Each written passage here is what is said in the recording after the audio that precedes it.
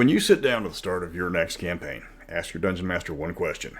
What does this setting offer my character compared to all the other lesser settings? If your DM doesn't say Immortality, then get up and leave. This isn't the campaign for you. That aspect, more than anything else, sets Mystara apart from the rest of the Dungeons & Dragons settings. In Mystara, your ultimate goal is to ascend to a higher plane of existence. There you will join those that came before you, who helped shape the world. You will take up the mantle of a deity and carve your path through the cosmos, as well as provide and protect your worshippers that you need to maintain your divine status. Welcome to Mystara. I'm Mr. Welch, and here we are, born to be kings. We're the princes of the universe. Mystara has no gods. Mystara needs no gods. That is the first thing new players have to adjust to. It's never had gods. The gods weren't wiped out in a terrible calamity. They aren't hiding. They aren't imprisoned away or cut off from their followers for a time because of the troubles one schmuck caused stealing an artifact from the head god. They just don't exist in Mystara. There are gods. Mystara is in the D&D universe after all, but they aren't welcome in Mystara. What it does have is immortals. The biggest difference is that immortals come from the rank of the everyday people. Every immortal in Mystara has a mother and a father, and many have mortal relatives still living. For some of the immortals, having living relatives that are thriving is actually a requirement for them to become immortal in the first place. The first immortals are believed to have been uplifted by an enigmatic race called the Old Ones. The Old Ones established Mystara, uplifted the first few immortals from the life that was beginning to emerge from the planet, and then left to have their new creations run the place. That's all we know about them. Despite their godlike powers, the Old Ones don't behave like gods. They can't be contacted. They don't grant spells. You can't worship them. That's pointless. Their very existence is unknown, even by many immortals. They set up the framework of Mystara and its interconnected planes, but then they left it alone. Little is known about them. They are a mystery deliberately left unexplained. Every immortal belongs to a sphere of power. These are philosophical schools of thought than an actual location or object. Every immortal has to follow a school of thought to even become an immortal, as obtaining immortality requires a patron. These will give you a series of tests based on which sphere of power you are following to gain immortality. The spheres are in balance against each other. No sphere of power is allowed to become more powerful than the rest. If one starts to gain more power, the others team up until balance is restored. This does make for some interesting divine politics between the various immortals. The sphere of energy is the philosophy of change, and often that of magic. Followers of energy want constant change. They prefer new ideas, encourage upheaval and revolution. Energy loves the ability of magic to rapidly bring the alterations in method needed to achieve their goals. As such, energy immortals tend to come from ascended wizards. Energy is naturally tied to the chaotic alignment and devotes its efforts to try to alter the rival schools. Matter is quite the opposite. It's the sphere that promotes stability and tradition. Matter is affiliated with the lawful alignment, naturally. Matter abhors change and prefers long-term dynasties. Martial classes are most likely to obtain immortality by following the path of matter. It does have a large variety of immortals, as matter doesn't care about the tradition, just so long as it's maintained. Thought is the sphere of creation. The sphere of thought is all about new ideas. It doesn't matter what's being considered, just as long as the idea is a new one. It believes itself superior to the other spheres due to the fact that everything has to come from an idea. Every old tradition was once new. Every change has to come from a desire to change for the better. Thought is the sphere of artists and musicians. Anyone who tries to improve the world through creation and originality is going to follow the sphere of thought. Time is similar to energy as that it promotes change, but it's also similar to matter as it wants control over the progress. The sphere is devoted to make sure all things happen when they're supposed to happen. As such, the sphere is followed heavily by historians, scribes, and diviners. It's one of the more active spheres, protecting the multiverse against those who would change it for their own gain. The last sphere is entropy, and this is the bad guy sphere. Entropy wants to tear everything down. It's not interested in balance. It wants to destroy the other spheres and replace reality with its own.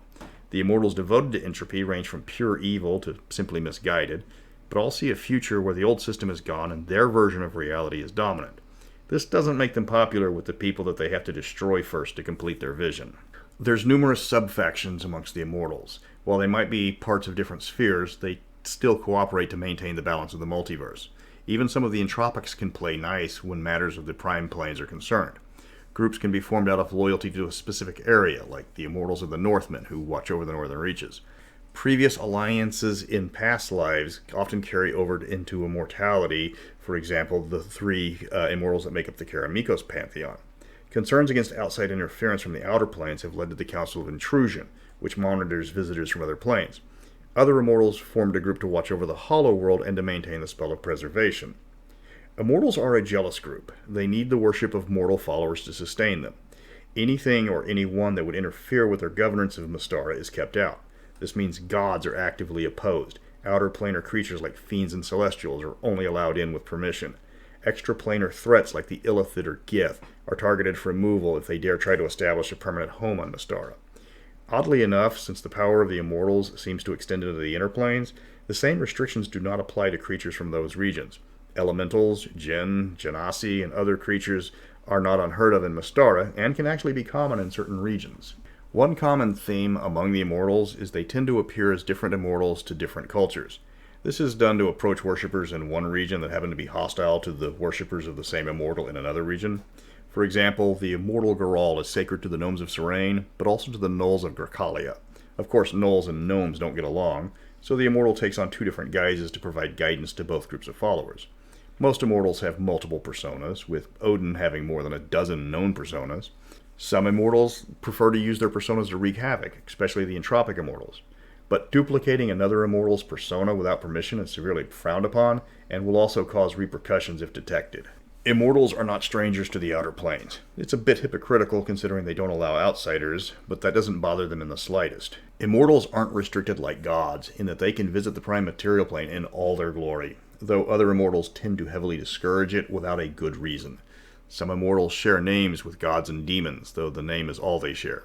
Orcus in Mystara is not a demon lord, but instead is an ascended lycanthrope who loves destruction in all of its form because it amuses him.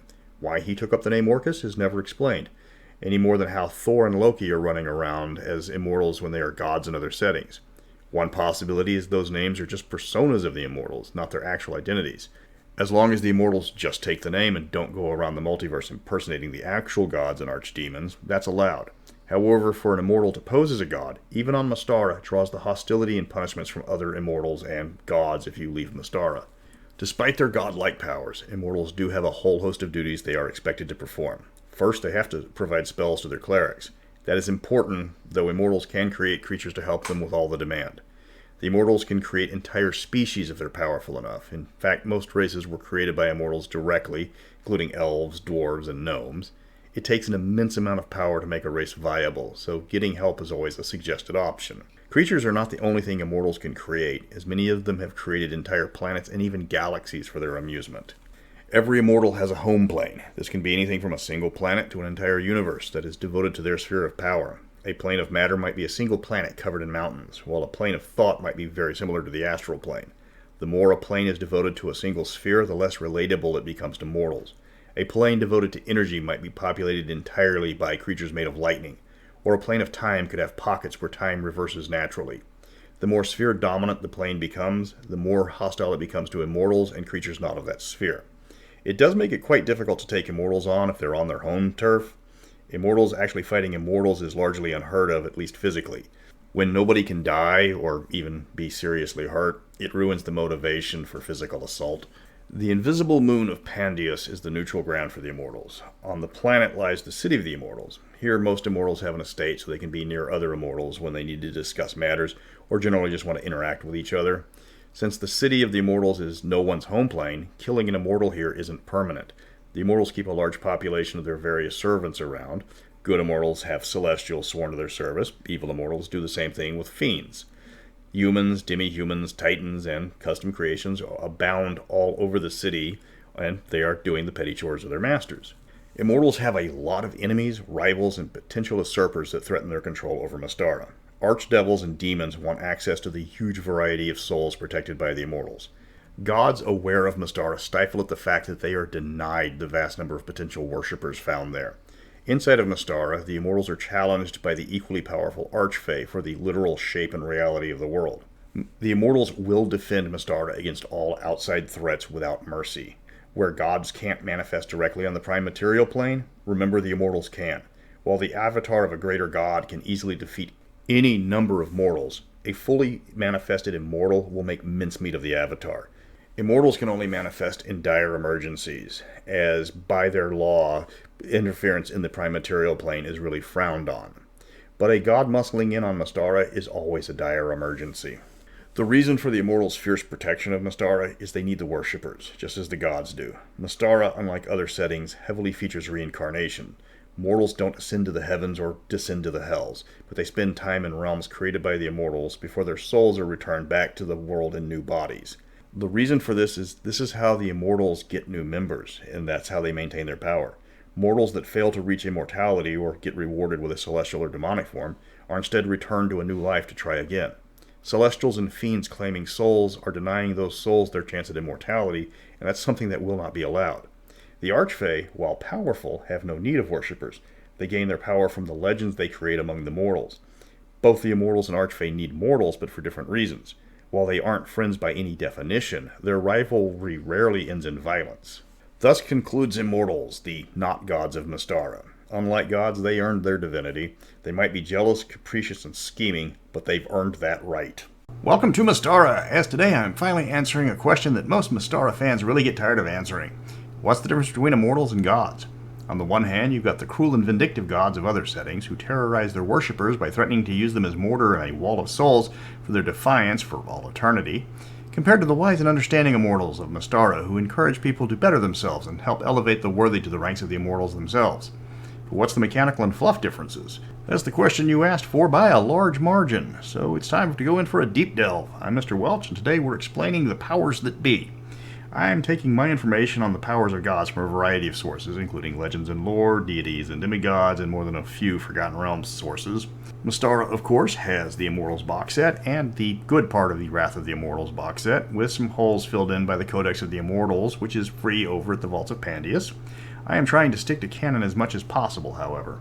The powers of the gods and the immortals do have a fair bit of overlap, but there's also several abilities unique to just gods or just to immortals. One important aspect is that gods have 4 power levels: demigod, lesser, intermediate, and greater. Immortals have 6 power levels: initiate, temporal, celestial, imperial, eternal, and hierarch. Mystara does have the equivalent of demigods, but they aren't considered immortals, just mortals with enhanced abilities. The levels for gods restrict their powers. There's many things a greater god can do that lower-ranked gods can't do. Immortals, on the other hand, start off with the ability to use all the powers, though the more spectacular results require more power than what low-level immortals can do on their own. Still, if an immortal wants to create a planet, they can do so right off the bat, even the least powerful immortal that has just ascended. That's something that's restricted to greater gods in other settings. The first defining trait for gods is the domains. Each god has a specific domain that defines who they are, and the domains can't overlap. There's only one god of death, one god of war, one god of music. They can have subdomains, so there's the god of ska, the god of polka, and the god of Nordic death metal, for example. Immortals don't have a domain system. You can be known as the patron of a domain, where you focus on that domain specifically, but if another immortal wants to play around being the other immortal patron of music, there's nothing stopping them. Because of this, there is a lot of overlap in some domains. Karamikos has 3 different immortals that share the duties of protecting it. Ditto the 5 Shires. Chardastes and Ralan both share patronage over healing. Nyx and Demogorgon both have the undead domain in their portfolio. Just remember, crimping another immortal style is a good way to start a feud, however. As far as similar powers between gods and immortals, the obvious one is immortality. Both of them work on a similar principle. If you kill their mortal form in the prime material plane, they simply reform back on their home plane. Only killing them on their home plane is the one true way to kill them. Of course, it's their home plane, so they do have massive home field advantage. For gods, their power level is based on the number of worshippers they have. The more popular the god and the more it's worshipped, the greater in rank it ascends to. So a greater god is going to have a ton more followers than a lesser god. While immortals need to be worshipped to keep them sustained, they don't base their power on the number of worshippers. Instead, they base it on how much power they're able to accrue. Immortals gain power like they were experienced. So the more adventures they go on, the more times they defeat their enemies, the more power they accrue. So their actual level is based on what they have done as an immortal rather than just the number of followers they have. Both immortals and gods can use any mortal spell at will. They're immune or resistant to mortal attacks without the most powerful relics or magic items. They can also create avatars, which are mortal forms that can walk the material plane. This is restricted by the level of both the immortals and the gods, but immortals can have as many avatars as they can maintain, where gods do have a hard cap depending on their power level. Both powers can create artifacts, though it's quite draining for both of them. Mortals have an easier time of it, but their artifacts tend to be lesser in power because of the drain on their permanent power level. Gods can undergo quests to get the materials to create the artifacts, but the drain on their power is lessened compared to the immortals, just willing it into creation. That means there's a lot more artifacts that were created by immortals, but they generally aren't as powerful as artifacts created by gods. A minor advantage gods have is on saving throws. Gods have a difficult time failing saving throws, with greater gods passing automatically. Immortals do have saving throws against other immortals, because just like gods, they're immune to practically everything not at their power level or above. Mathematically, the gods have the advantage, but in both cases, this is dealing with deity on deity action, because neither is going to be bothered by a simple mortal. Gods have the innate ability to transform into inanimate objects like a mountain. Immortals duplicate this, but only with great difficulty. Greater gods can even assume the size of a planet using this power. Likewise, gods can travel from plane to plane at will, something that requires an expenditure of power from immortals. However, the reverse of this is that gods are forbidden from manifesting on the prime material plane except as avatars. Immortals can still do this, but unless they have specific permission from the other immortals, it's forbidden. I mean, they can still do it. The immortals make use of avatars and mortal forms to visit as well. It's speculated that immortals like Odin or Demogorgon were original avatars of gods that managed to make it to Mystara and then ascended on their own merits, which explains the similarity of the god and the immortal form. But when they ascended to immortality, the avatar's bond with its godly form was severed. While in the real world, it was largely because of TSR recycling monster names, and as far as the gazetteers go, and because it slipped past the editor in the Northern Reaches Gazetteer, which means we have to explain why we suddenly have Odin and Thor in Mystara when no other real-world gods made it in. So we have to tap dance about where Odin came from. Another difference in ability is that gods cannot assume the form of another god's manifestation. Immortals can use their power to appear as the avatar of another immortal. Azanthiotl does this with Loki's avatar to start the War of the Master in Red Arrow Black Shield. Note that using another immortal's form to talk to their followers is considered a massive dick move, and it will cause repercussions. Gods have the ability to steal another god's power by slaying them. This is not something immortals can do. If a god destroys another deity, they can assume any part of the domain that they want and can take a dead god's form to try and fool its followers into now following it. This is the only way a god can earn new portfolios. Immortals can always add new pantheons by just deciding to provide spells to their new followers. However, this can prove to be draining because the more followers you grant favors to, the more power you're going to expend. Only the most powerful immortals can just add domains without overtaxing their abilities. Gods have the ability to see and hear any conversation where they are mentioned by name, as well as any conversation near a follower or holy artifact. It's an automatic ability. It lets them hear prayers or eavesdrop on any rival worshippers that want to harm its worship. Any god can block a god of lesser ability from using this power on its followers, and often does. Mortals have to activate the ability to hear the prayers of their followers. It's a minor ability, but it's not automatic like the gods. The immortal can filter the prayers by the level of the supplicant, whether the prayer is urgent or trivial, and can choose to ignore petty prayers asking for selfish favors. Since immortals tend to have multiple forms, depending on the location of their worshippers, they can sort the prayers by the form that's being prayed to. Loki can decide to hear all the prayers to him, or just the prayers to his Loki, Bosdagon, Lokar, or Velas identities. One major difference between gods and immortals is that gods can shut down the ability of other gods to interfere with their worshippers if the other gods are of equal or lesser power. So a greater god can say, "You can't spy on any of my followers," or "You can't smite any of my followers." But a lesser god can't stop a greater god from doing that. So the lesser gods have to ask the greater gods to cover for them. The greater gods start developing this divine posse where the lesser gods are asking them for favors and the greater gods are requiring favors in return to get their protection. Immortals, it all depends on power levels. So if multiple lesser immortals team up to stop the influences of a greater immortal, then they can do that. Then the greater immortal will have to get more assistance or more allies to counter the effect of the lesser immortal. So it causes a lot of different power plays to happen in the immortals. But there's a lot more immortals than there are gods, so that greatly impacts their politics. One of the major differences between gods and immortals is how they become one. Immortals need new immortals to join their ranks. It's the main reason they can't interfere in the lives of mortals often. If they make the mortals dependent on them, then the mortals have less reasons to try to aspire to join the ranks of the immortals. That is a formal process. Any immortal can raise a mortal to their ranks that qualifies, though it's very taxing and low-level immortals are loath to do so because it drains most of their power. Gods, on the other hand, require either the permission of the overgod to allow a mortal to ascend or through powerful artifacts. Doesn't matter how many greater gods think your high-powered wizard is tops. If AO says no, you're not getting into the god club.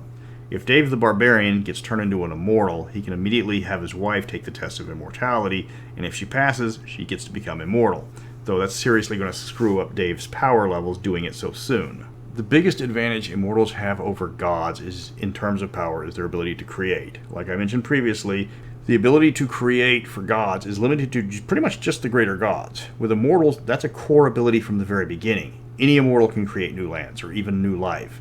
Immortals can create entire universes with enough power, though that's taxing even for the most powerful hierophants, so they usually have to get a group to work together. Immortals can create entire new species out of thin air, though very slowly because that is power and time consuming. These are powers normally reserved for greater gods and overgods that immortals know immediately how to do upon ascension. It's not a power they use lightly. Each use reduces their power permanently, though they can regain the power through normal means.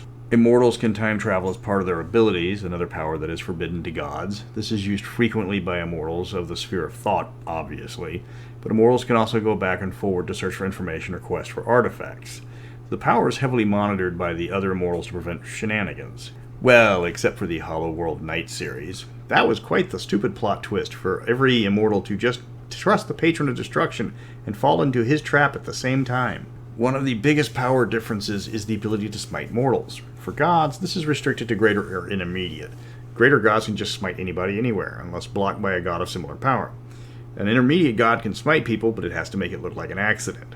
Immortals are restricted from arbitrarily smiting people. They have to assume a mortal form and do it physically. If they try to do something with their power that would exterminate life, the power fails. They aren't capable of doing it at all. The classic example from the Immortals book is teleporting Earth to inside the orbit of Mercury.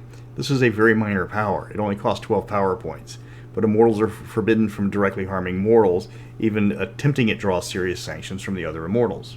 One significant yet minor power possessed by the immortals was the ability to create lesser angels or demons by transferring life force of a follower into a body created specifically for them. The newly created angel or demon is then bound to the service of the immortal to serve them in their home plane. This power is a minor drain. It was only used in extreme circumstances where the immortal wanted to reward a follower, though the follower wasn't eligible to become an actual immortal. As can be expected, good-aligned mortals create angels, and evil-aligned immortals create demons.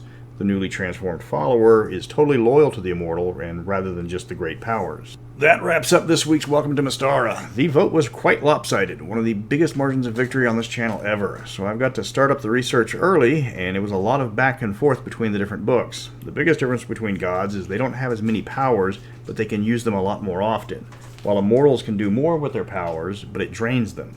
God Odin might be able to beat immortal Odin in a prolonged fight, but he's not first conjuring an entire universe and populating it first. Tall Tales of the Wee Folk is one of the best D&D supplements ever written. That's not in doubt. Every review loudly claims it, even if for unknown reasons you want to double-check my review of it. But why would you? There's always been a problem with the fluff of Tall Tales and the mechanical aspects. The Fae were friendly rivals to the Immortals, but they weren't exchanging Christmas cards either. Enter the Archfey, which served as Fae on the same power level as the Immortals, as well as the gods of other lesser settings. While the power levels were now on par with each other, the two groups still remained separated from each other for a whole host of reasons, while at the same time not considering each other a threat. They are in effect the Adam and Jamie of D&D. Now it's time to break down why the Fae Court and the Immortals operate equally but separate of each other. I'm Mr. Welch. It's time to finally explain why she can't be clerics. The Fae and Mystara are the oldest creatures in the setting. That's not an exaggeration or hyperbole. It literally says that when Mystara was created, the Fae were already floating around as figments of thought and imagination. When the multiverse was created, and the Fae started taking shapes to interact with mortals, they assumed forms close to the new mortal races. The Fae had no gods. They were more powerful than normal mortals, but then again only just. But the Fae discovered that mortal belief shaped them and empowered them. The more a mortal believed a Fae could do, it started to become reality. This led to the creation of powerful Fae creatures who worked to increase the spread of their own legend, which in turn directly increased the power of the Fae. Still, they were nowhere near the power of the gods. Then, when the gods and the primordials warred against each other and the Fae were hammered into the form of elves to serve as cannon fodder for the corrupt Seldarine, everything changed with a single act of defiance. To avoid retelling a story already covered in the video about Oberon, in short, when the power-mad elven god Corellian Lorathian demanded more Fae to be sacrificed to satisfy his ego in the genocidal quagmire that was the Dawn War, Oberon said no. What the spoiled Ponzi Git didn't realize was that Oberon had already cut a deal with the Old Ones to remove him and as many Fae as he could save from the meat grinder of the Dawn War and preserve them behind the Great Barrier. Lorathian ordered fealty. Oberon laughed. Lorathian threatened a fate worse than death, and Oberon openly mocked him. Lorathian petulantly demanded the obedience that he claimed was his right, and Oberon responded with a single rude gesture. The greater god had been humiliated by a lowly she. Lorathian couldn't cross the Great Barrier to punish the impertinent Oberon. His magics failed when he directed them at the she, and any creatures he sent across to retaliate would be crushed by the army of Fae loyal to their new Ardri. A large host of mortals had gathered to see the wailing of one of the most powerful creatures in the multiverse rendered impotent. Oberon was the first creature in history to stand face to face with a greater deity, and not just defy him, but humiliate him. It was then that Oberon ascended to become the first Archfey, equal in terms to the gods and the Immortals. Others of his kind soon joined him, and other Fae outside the Great Barrier began to ascend to the status of Archfey as well. Unlike gods, which are usually created or elevated to divine status, or the Immortals who require a sponsor to reach their position, Archfey require a single act that will echo throughout history, cementing their legend. From Ariel circumnavigating the globe in an entire day, Cretheleth having an entire Thyesian legion fight to the death to earn the sole survivor her love for a single night, or Bregbevel drinking an entire dwarven fortress under the table, even if the last 20 shots were done purely by muscle memory. The legendary action required to become an Archfey is unique and can never be repeated. Much like Immortals use power to fuel their abilities, Archfey have the trait of wonder. This is earned like power, with the Archfey gaining wonder instead of experience. Archfey have no need of worshippers, they existed before mortals and don't need them to continue to exist. What they do need from mortals is attention. To gain wonder, Archfey need an audience, the bigger the better. The audience needs to see them performing impossible acts, as doing so spreads their legend, and as their legend grows, so does their abilities. It's a game of economics for them, trying to spend enough wonder to impress the mortals to gain back even more wonder from the witnesses. The main differences between the Archfey and the Immortals, as far as their capabilities go, is the ability to create versus the ability to alter. An Immortal can blink a planet into existence with a snap of his fingers. It's their defining trait. They do it better than even the greater gods on the other side of the barrier. Archfey can't create new things, but they can alter existing things with far greater ease than Immortals. An Immortal can create a plane through power points, though the cost isn't cheap. Altering the plane, however, requires the Immortal to change each aspect one step at a time. For Archfey, alteration is done all at once. This is how many of the Sylvan races came about with a blink of an eye. While Immortals can only change things they have created, Archfey don't have that restriction. If Mab wants to turn everything in Edzantiodal's personal realm purple, she can. She better be ready to defend herself, but it's perfectly within her power. You can see why the Immortals and Archfey tend to have a beef with each other. The groups do share quite a few abilities, including the immunity to mortal magic, among others. They also have nigh invulnerability to mortal attacks, the ability to create artifacts, though Archfey artifacts are notoriously fickle, and other minor abilities such as regeneration. Archfey can use wonder to cast spells, except for spells that create, of course. A few minor differences include Archfey have true sight over infravision naturally, the inability to grant wonder-like power, and the Archfey have no restrictions on entering the prime material plane. That last one is another sticking point between the two groups. Archfey improve upon several Fey abilities when they reach the height of the Fey Courts.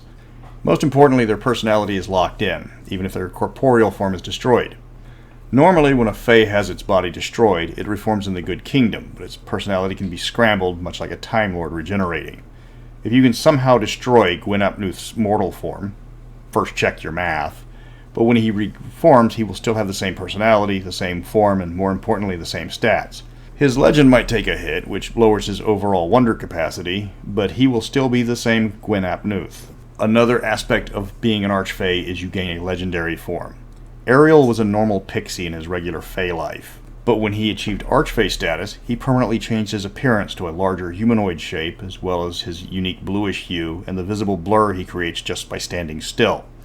There's no mistaking Ariel for anyone else because of this, which is exactly what a creature that thrives on attention needs. Archfey can change their shape easily enough, especially in the prime material plane, mainly due to the fact that a lot of their legendary forms just don't fit in mortal dwellings. Gilly Dew looks like a tall, emaciated treant in his own domain, but but outside of it he takes on the form of a brown-skinned dwarf to avoid standing out too much to the villages he protects.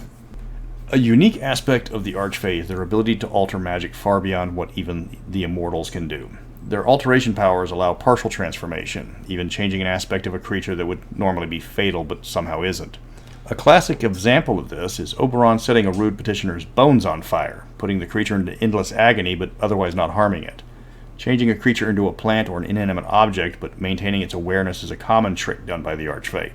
For them, killing a creature isn't enough, it's about sending a message. A creature so changed can be restored by powerful mortal magic, though if the Archfey is sufficiently angry they can stop the restoration by any being that's less powerful than they are. Immortals can undo the change, though again, the two groups tend to avoid each other. Archfey do have several restrictions, both natural and self-imposed. Their biggest prohibition is the use of their powers to harm mortals. Archfey can generate terror instead of wonder, but it's a poor substitute and is only used by the unseelie Archfey. Terror can be used as fuel for any of the Archfey's abilities, including casting spells, but it also removes more wonder than the terror earned. Because of this, unseelie are rarely the same power level as seelie Archfey.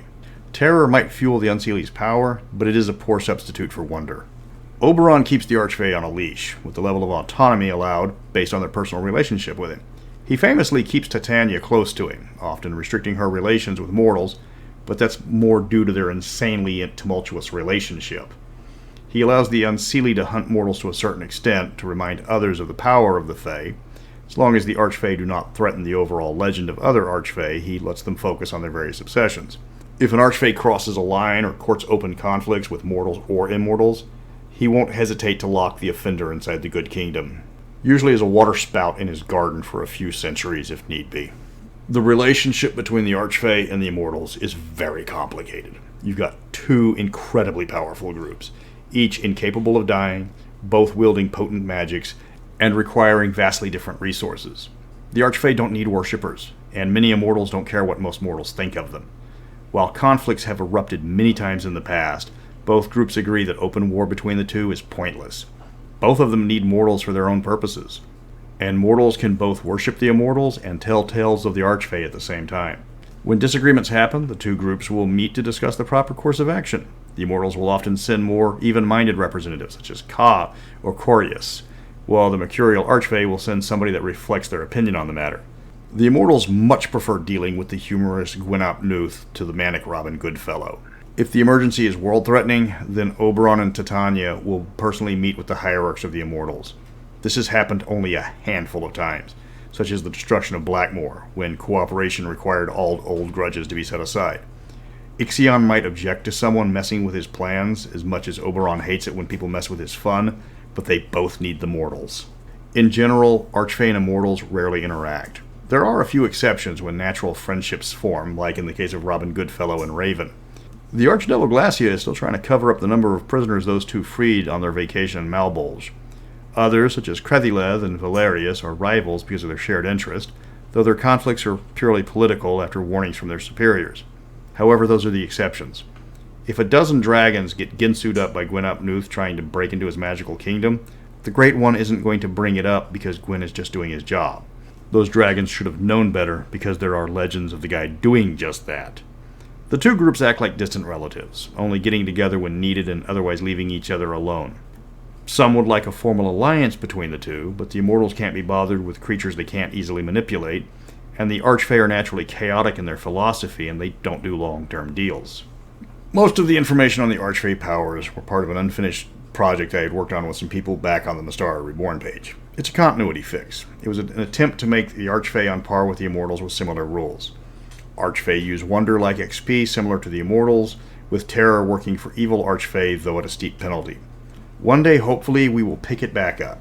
In the meantime, use these more like guidelines for your games. As far as today's topics go, you wanted a rundown of the Entropic Immortals in Mystara, and by the authoritative count in Marco Del Monte's exhaustive Codex of the Immortals, there's 25 of them listed.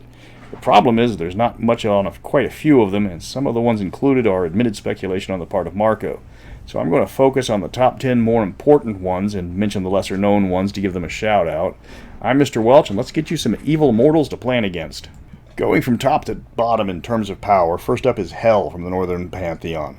She's the patron of death, reincarnation, and the cold. She's literally the same hell from the Norse pantheon, just ported over to Mystara. She's in a massive reincarnation race with Odin on who can pump out the most returning champions, because they both believe the world's going to end soon and there's going to be a war.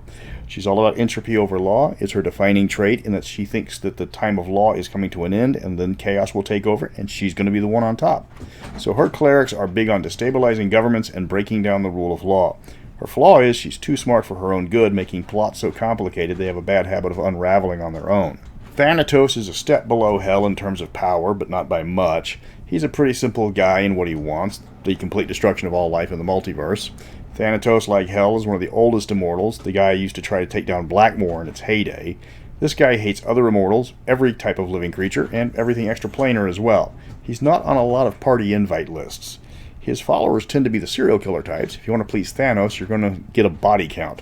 The main weakness is he's too single-minded in his methods. He wants people dead. The bigger the corpse pile, the happier he is. Stopping his followers from running amok, that's the best way to thwart him. Nyx is the patron immortal of intelligent undead, and her plan is to turn everybody into undead so they don't have to worry about things like starvation or illness. She's the very embodiment of a well-intentioned extremist. Marco has Nyx as neutral evil, but this is where I disagree. Nyx in several books is mentioned as not being evil, but following an alien mindset since she somehow became immortal as a vampire, which doesn't make any sense. It's mentioned she gets along with non-evil immortals, with her differences with them being purely philosophical. Not to say she isn't trying to turn everybody undead, but her motivations are technically altruistic, if just not a bit misguided. I saw her more of a true neutral than evil, capable of redemption. This makes her the only non-evil immortal in Entropy, with the exception of the little-known Skald, whose alignment and sphere seems to change after major events, which does make Nyx stand alone among the entropic power players. Atzantiotle is possibly the most hated of all the immortals because he's got his hands in the most pies. He's the patron of corruption, and the list of people he's trying to corrupt is pretty lengthy. He wants to turn everybody evil so then he can sit back and watch them fight for his own amusement. He's going after Shadow Elves, the Etrugan clans, and the Azcans of the Hollow World, rather. He loves watching them fight his hated enemies, but he also likes to watch them fight amongst themselves. That's his biggest flaw. He has a tendency to play himself. His followers hate all outsiders, and he's corrupted so many groups that they have a bad habit of fighting each other, not knowing they're all worshipping the same immortal, or worse, not believing the other side claims that they worship immortal too. This leads to his followers killing each other off out of ignorance. Then you get the first of the two demon immortals, Demogorgon. Not much is known officially about Demogorgon. It's a twin-souled immortal with both a female and a male soul trapped in the same body. It appears exactly the same as the demon Demogorgon from the regular D&D, and it's trapped in its physical form in a lost temple somewhere in the Broken Lands. So that lets us speculate. Demogorgon is an ancient immortal, going back to Blackmoor. It's been established that immortals often plane hop, so you can imagine two new immortals skipping over to the Abyss and getting captured and tortured by the much more powerful Demogorgon, who fuses the immortals into one form and sends them back to Mystara as a joke since Demogorgon can't get to the plane itself. The now mad immortal version of Demogorgon goes berserk until it's being trapped into the temple by numerous other immortals. This explains the plot hole and does give an interesting twist that it might be possible to undo the damage done by the real Demogorgon. The next up is Loki, another of the Norse gods ported over, which makes all the Mystara purists' lives difficult trying to shoehorn in real-world mythology in a fantasy game where no other real-world mythologies exist, despite having the equivalent of ancient Egypt, Rome, Celts, Africans, Native Americans, and Mongolians in the setting. But I digress. So Loki is the patron of deceit and mischief, and he likes to run around making everybody else's life miserable. Loki wasn't his real name, but he took it when he ascended to stick around with the naming convention, I guess. He's looked after by Odin, who's trying to keep him under control. Loki actually doesn't want to destroy the world. He just likes watching it burn and is more than ready to supply the matches. Orcus is the second of the demon immortals, this time mimicking the big fat demon exactly, except for the fact he has a well-defined background and no real ties to the undead. Orcus is the patron of wanton slaughter and destruction. If the players want to play a slash-and-burn campaign, leaving nothing standing, this is their guy. Orcus was originally Oraguz, a warlord from the now-destroyed nation of Taymora, until he ascended. I mentioned previously that Oraguz is impersonating Orcus for fame and attention. The demon can't do anything to him, and riding Orcus's coattails makes for an easier time for a new immortal. It wouldn't be the first time this has happened. That's the entire plot of Wrath of Olympus, for example. Then there's Talitha, the patron of seduction, betrayal, and self-gratification. She's a quickly rising entropic immortal, and she's backstabbed more than a few in her rise to power. She was an Alphatian thief that helped trigger the destruction of her homeworld by starting the argument between the schools of magic that eventually snowballed into oblivion. As an immortal, she has a reputation of betrayal that makes Loki look reliable. Talitha has played all sides at once, and the only side she's actually on is her own. She'll do what's best for her, which has made her very powerful and more than a bit distrusted. Her power is the only reason other people seek her for help. They just have to be careful not to give her a reason to betray them. Alphax was the guy that dominated 4 of the 5 master level modules. He's the patron of destroying Alphasia. That's a bit of a narrow focus, because you would imagine he'd get bored after he's destroyed Alphasia with that to-do list. That's just way too short. He was the last emperor of old Alphasia until he got into a fight with the air worshippers that started a civil war and ended up with him burninating the planet. He plots to destroy Alphasia. The problem is nobody likes him. Even the entropic immortals can't stand him, except Talitha until she gets bored with him. If you're running an Alphasian campaign, he's a great villain. If not, he's really not interested in you. Danil Tiger Stripes is actually a convert to Entropy, turned from a loyal Etrugan worshipper into an Azantiodal worshipper. He hates and despises the Etrugan clans and devotes all his attention to bringing down the 4 clans there. Of course, he's played like a fool by Azantiodal, who intends to destroy all the Etrugan, including the Tiger clan, which would effectively destroy Danil as well. So while he's a pawn in a greater game, he does make life difficult for everyone around him. The remaining 15 immortals are mostly humanoid or monstrous immortals. Hersiskmus is the patron of humanoids, who vies for the worship of all of them. What he was exactly is unknown, because his features were bloated and distended, so he didn't resemble any specific humanoid. Ranavoris is worshipped by gnolls. Yagri gets attention from the hobgoblins. Jamudaro is the patron of ogres and giants. Bagni Gullimaw is the closest thing worshipped by trolls. Karanjo is followed by the minotaurs and similar creatures. Then there's the patron of devilfish, Sakas, which is a major threat for undersea races. There's more lesser immortals, but very little is written about them. Marco does a lot of speculation, but there's not much to talk about. The immortal Arik appeared in Palace of the Silver Princess, for example, but that's his only real appearance. He actually predates immortals, so they just shoehorned him into the immortal books. Idris is mentioned in Saga of the Shadow Lord, but that's it. Mystara's immortals don't get a comprehensive book like other settings did, other than Wrath, which is only a partial list. And that's something I would like to see fixed. A book talking about them, like the Forgotten Realms Faith and Pantheons book, would be a welcome addition to Mystara. So that was a rundown on most of the entropic immortals. I'm not dropping any topics this week in the vote because there's a 3-way tie for 3rd place. I promise to get you more information on the handbook the day it drops, and I'll give you the addresses so you can hear me talk about it on the various podcasts that I'm going to be on. I did include Marco's Beyond Impressive Immortal PDFs in the description if you want to download them, which you do, trust me. So until next week, if I were a god, I would have started with lasers, 8 a.m. Day 1. Now, welcome to Mystara Initiates of Thought. I'm Mr. Welch, and I'm running down who's who in the sphere of thought. First up is Odin, as I'm going through the list in terms of power. From the Northern Reaches Gazetteer comes the Allfather, head of the School of Thought. He is the most prolific of the immortals, worshipped in one guise or another across the known world, Hollow World and Savage Coast. He's also one of the oldest of all the immortals, claiming he lost his memory of his mortal life when he sacrificed his memory for knowledge given to him by Yggdrasil. He has 11 different names that he's worshipped under that we know of, and that's probably selling him well short of his true reach. He has sponsored the Northern Pantheon and Immortality and keeps them close as allies. Even Loki, but that's just to keep a close eye on him. His primary motivation is the spread of knowledge. He pushes his followers to educate those around him and not to keep knowledge sequestered away hidden in vaults. Numina is the patron of the Hollow World Mythians. He was a former pharaoh that discovered the corruption of his people on the surface, too late to stop it, but not too late to save some of them by getting them transferred to the Hollow World. His focus is that of mysteries and hidden knowledge. His ability to figure out what was behind the corruption of the original Nithian is what put him on the path to immortality. He's not a popular immortal, as he's quite detached and distant from immortals and mortals alike, while he delves into the mysteries of the universe. Still, his knowledge and problem-solving skills have caused him to gain quite a lot of power in the sphere of thought. Korotiku is the patron of the Pearl Island and world famous for his love of trickery and pranks. He is widely worshipped in many forms, though his worship mainly takes place in more unsettled land rather than the known world. He is worshipped mostly under his given name rather than taking up a mantle of different immortals. The Trickster is old, one of the oldest immortals known, and like the other ancient ones, claims to have no knowledge of his mortal past, though if this is a lie or not, no one can actually tell. He believes strongly in teaching people through parables and life lessons, as well as knocking people down and abusing their power through deception and exposure. There's not much about Tyche, the patron of luck, at least in canon. She's ancient as far as immortals go and claims to have earned her immortality through a ridiculous amount of luck, even though she doesn't go into detail. She's neutral in all things, taking no sides and having no allies or enemies either. She only has sponsored 2 immortals, Raven and Torlain, who represent good and bad luck respectively. She is quite popular among commoners because they beseech her for good fortune. Asterius dates back to the time of Blackmoor, where he eschewed his culture's obsession with technology to focus on the arcane arts and thievery as well. He turned his attention to becoming successful as a merchant. It was at this that he became worthy of immortality and is considered the patron of merchants and thieves today. He has a large following in the known world, Hollow World, and Savage Coast, mostly following him under his original guise. Duilana is the patroness of hunters in the tribes of the hinterlands in Divania. She is a popular patron among women who reject cultural norms and who want to strike out on their own. She has a limited following just in Thyatis, the hinterlands, and Robrin on the Savage Coast.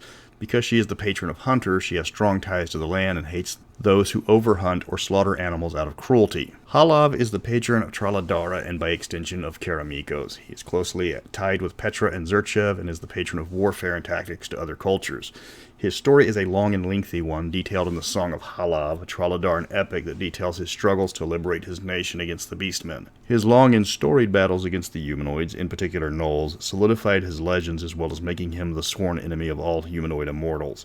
While his reach is limited to lands that he actually fought in, he is a very popular immortal among soldiers there, especially those who fight humanoids. Cretia is considered a very strange immortal by anyone except those who worship him. He is the patron of chaos and change in its purest form, and that only through chaos does the world progress. As a mortal, he led the tribes that would become the Ethengarians, helping them survive the Great Rain of Fire. He was a longtime enemy of the static and rigid Blackmoor Empire, and when they destroyed themselves, he considered his opinions on them validated. He's not malicious, but he does believe that law without change is stagnation, and constantly challenges the status quo. His influence is limited to Ethengarians, but his doctrines are spread wherever the Ethengarians call home. The immortal calling himself Sinbad is a mystery. He just appeared as an immortal one day, claiming to be an immortal from another part of the multiverse. The rumors of who he actually is numerous, but none are more valid than another.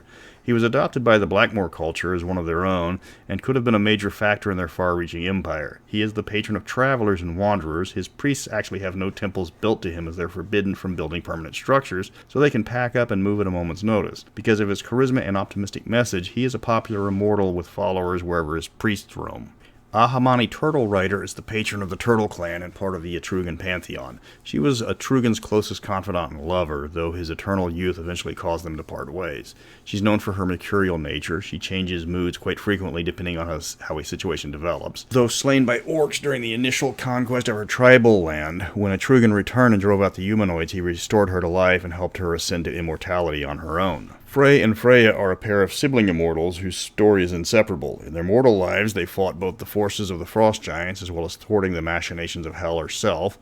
They adventured all over the known world in search of adventure, where they both ascended into immortality. Together they are the patrons of bravery, with Frey becoming the patron of virility and friendship, while Freya took on the mantle of prophecy and fertility. They have a small and limited following, but they are some of the most popular immortals in the northern reaches. Corius is the patron of pacifism, one of the only immortals from Old Alphatia to transition to Mystara. As a mortal, he was known for his great negotiation skills and his ability to stop even the most bitter conflicts. He achieved immortality by completing a quest that included creating the Dark Witch Cursi, which contained all of his negative traits, and left her behind so he could ascend to immortality. He is not a popular immortal. His worship is mainly in Ochelia and the small parts of other lands that value peace above all else. Raven is the only immortal to come from the flying city of Serain, and the only Hen immortal not part of the high heroes of the Shire.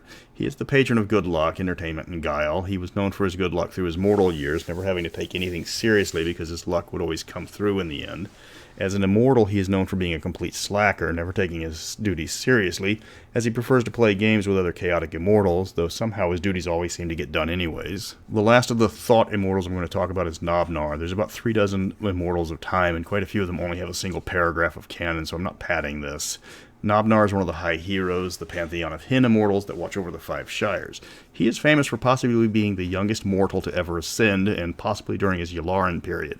He is the patron of adventurers and audacity, with no restrictions on how off-the-wall the adventurers can become. Because of this, he is the default patron immortal Hen in their Yularan phase.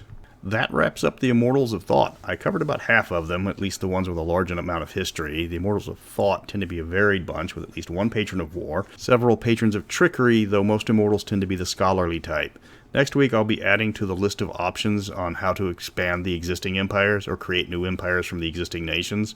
So until then, remember, a whim, a thought, a more is sought. Awake your mind, it will be wrought.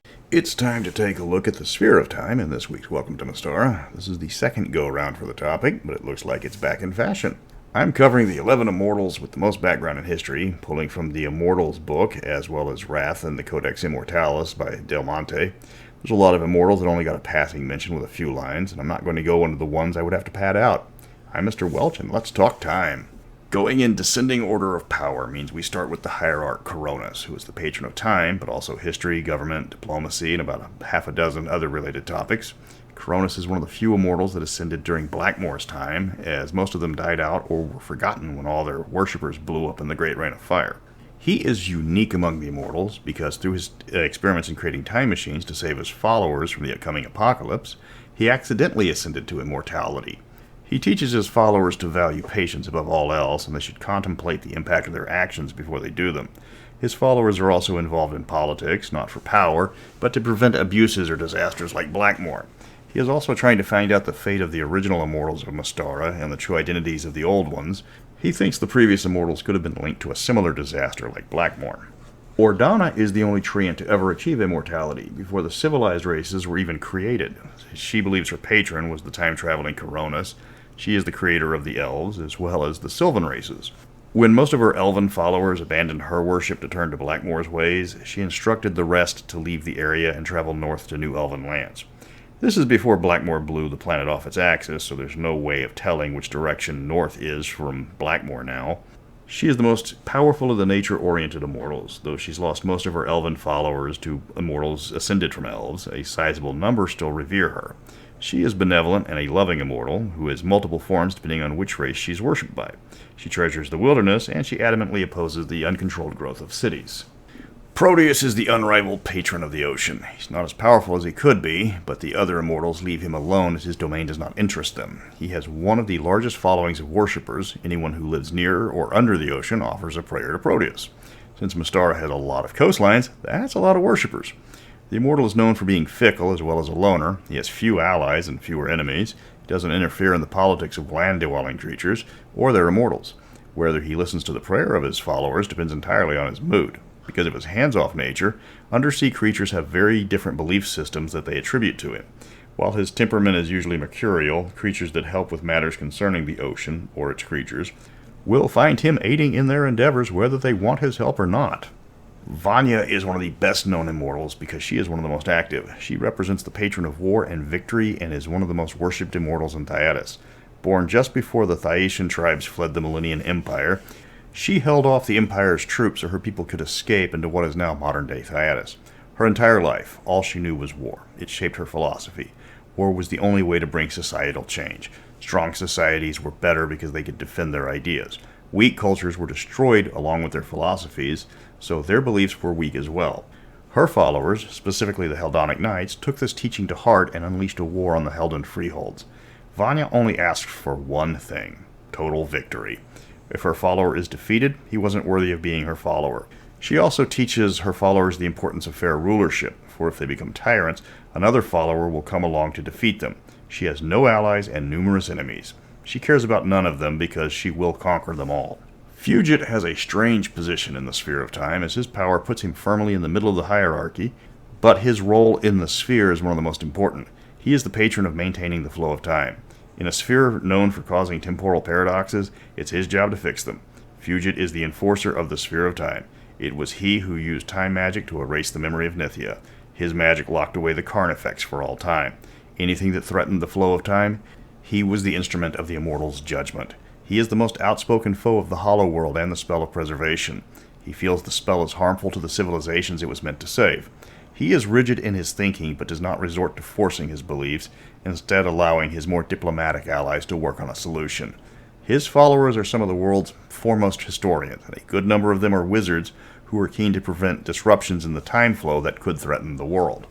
Kalitha Starbrow is the patron of the aquatic elves and a good number of coastal dwelling races. She's worshipped by turtles, and surprisingly by the Wallara of the Savage Coast.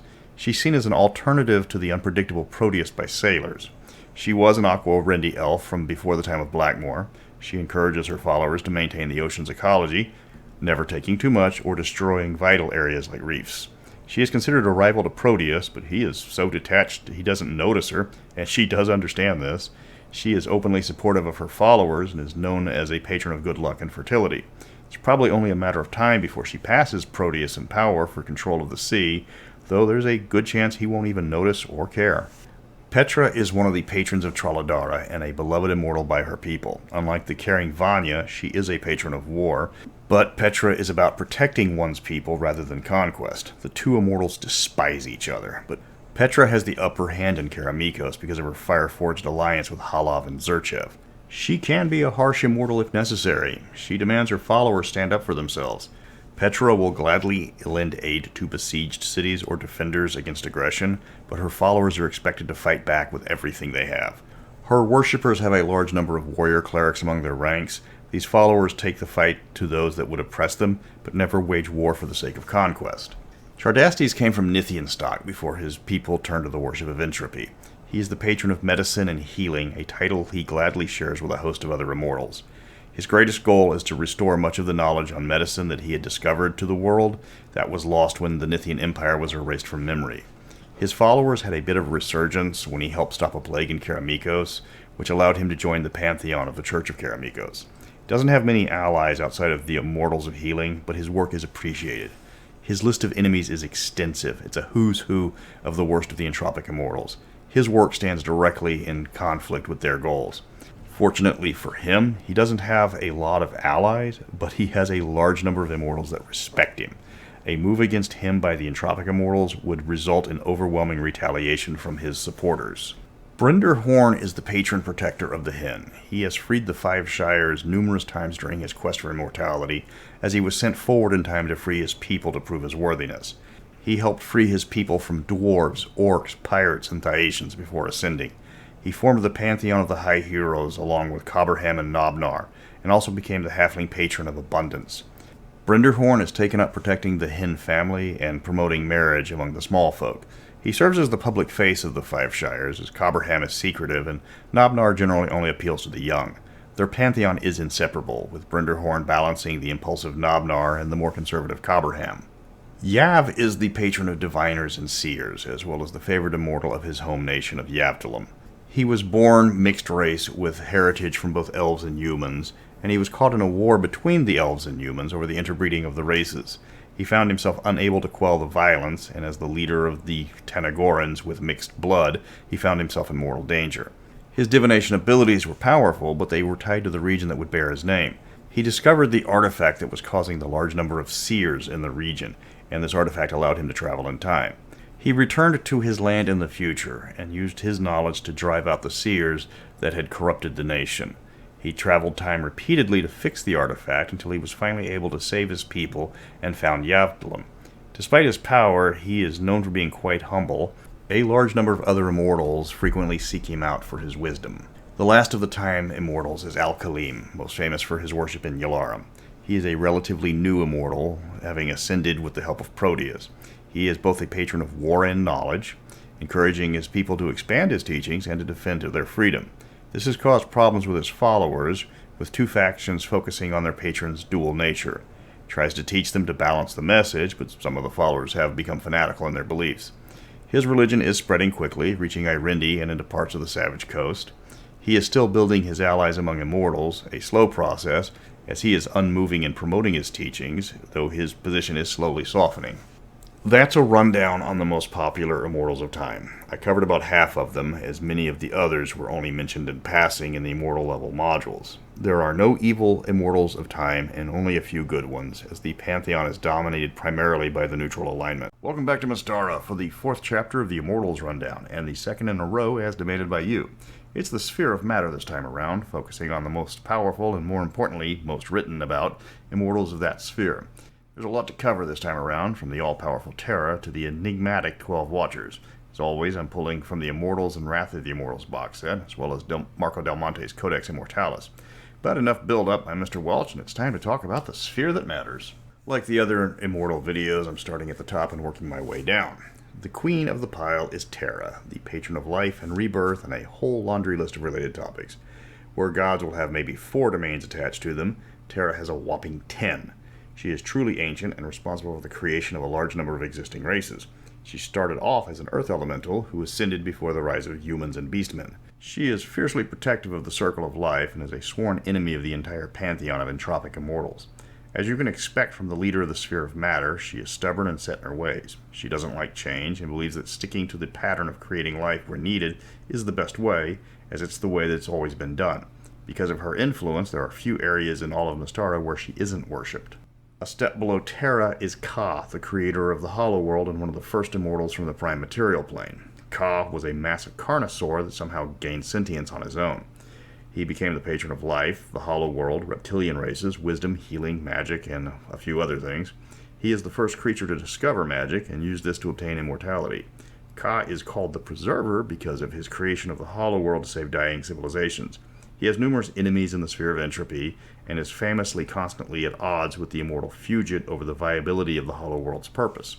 Dejia is the patron of nature, as well as survival. She lived on the fringes of the Blackmoor Empire, and warned about the dangers of their technological creations. She survived the Great Rain of Fire, but it forever changed her way of thinking. She escorted her people away from the disaster, and after saving her people, she became immortal. She is the primary immortal for druids, and she is known as Mother Nature among her worshippers. She is also sought for guidance by people trying to persevere against the elements, as they did when she saved her people from Blackmoor's hubris. Etrugan is obviously the patron of the people that bear his name, but he also supports diplomacy, wisdom, and fighting evil. He's actually ascended to the highest level of the sphere of matter in a short period of time for being an immortal, considering the ancient Great Old One or Geralt Glittergold are below him despite being far older. His worship is limited to the Etrugan Plateau. He jealously guards it, while he practically dotes on them. His flaw is he doesn't allow them to grow on their own, stifling their progress. As the clans begin to drift apart because of outside contact and internal rivalry, he's contemplating moving the lands to the Hollow World, which would preserve their culture at the expense of their progress. Valerius is the patroness of love, beauty, sensuality, and a host of related domains, and she is one of the most widely worshipped of all the immortals. It's odd that she's in the sphere of matter, because stability is not a trait you normally associate with passion, but she is unchanging in her pursuit to spark romances and drive desires. She is the paramour of Ixion, and they have been a pair since before anyone can remember. They have their spats, but always return to each other's arms. She has numerous enemies, mostly entropics, but she constantly feuds with Coronis. She despises the upstart Kithria, who seeks to take her place. Her ire, however, is directed mainly towards Arundel, who she has grown tired of because of his constant passes and his sponsorship of Kithria. Cagyar is best known for his patronage of the dwarves, but he also represents craftsmen and artisans as well. He ascended from Neanderthal stock, was a renowned sculptor who attracted the attention of the immortal Ka. His most memorable act when he ascended was to create the dwarves, who shared his love of craftsmanship. When the Great Rain of Fire threatened to poison the dwarves with radiation, he cured them and locked them away in the Hollow World as the Koglar dwarves. He then created a new race of dwarves, the Rockborn, which were much more resistant to magic and radiation. He is revered by the dwarves of Rockholm, who are monolithic in their worship of him. He has numerous other followers across the globe, and he is content as long as they keep creating. The Great One is the patron of all dragons, as well as all magic and knowledge. He is not the first immortal dragon, as dragons that gain immortality tend to challenge the current leader for domination. He is known for being highly methodical, almost to the point of overanalyzing at times. He's known for being one of the most powerful creatures in the multiverse, to the point of that demon lords and gods fear him. But when he does get angry, few things can stand against him. He has few followers that aren't draconic or reptilian, but he did establish the Order of the Dragon Knights, who serve as ambassadors between dragons and the lesser races. Diamond is the patron of lawful dragons, as well as wisdom, justice, and tolerance. Diamond is not his real name. His real name was unpronounceable in mortal tongues. Diamond is tied to the Dragon Lord series of novels, where he was a polymorphed gold dragon hiding from his draconic enemies. He defeated them with an ancient and powerful Blackmoor artifact before ascending to immortality. If that sounds like an interesting story, let me warn you, it's not. I've read the Dragon Lord trilogy all the way through. Halfway through the second book, when I asked the Mystara Reborn board if the books were ever going to get better, nobody would give me a straight answer. The books were long, tedious, and completely without tension. If there's no threat to the hero, there's no thrill for the reader. Just a warning. Ettiene Stoneclaw is the patron of the Bear Clan of Etrugan. He is part of the Etrugan pantheon and is loyal to his patron. While he prefers his people keep to the old ways, their contact with the traders of Darrakan are slowly changing their way of life.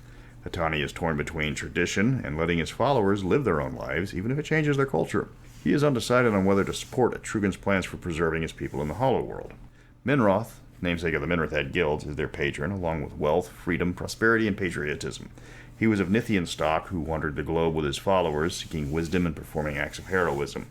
Eventually, he came to found the nation that bears his name, where he finally ascended. When Nithia was wiped from the globe, his followers had turned from their ways entirely and were spared. Minrath teaches that hard work and hope is the key to success. Through self-improvement does one truly succeed. This message can get lost to the pragmatic islanders, but he is still their primary immortal. Opal is the patron of the neutral dragons, as well as vengeance and willpower. Again, Opal is an assumed name because of the difficulty of translating Draconic into common. That's one thing I am grateful for the Mystara writers, instead of the Forgotten Realms writers, where dragons become a bunch of random letters with a few apostrophes for flavors. The dragon might be named Blargdarg Bing Dingle Ding Dong, but his friends call him Bill.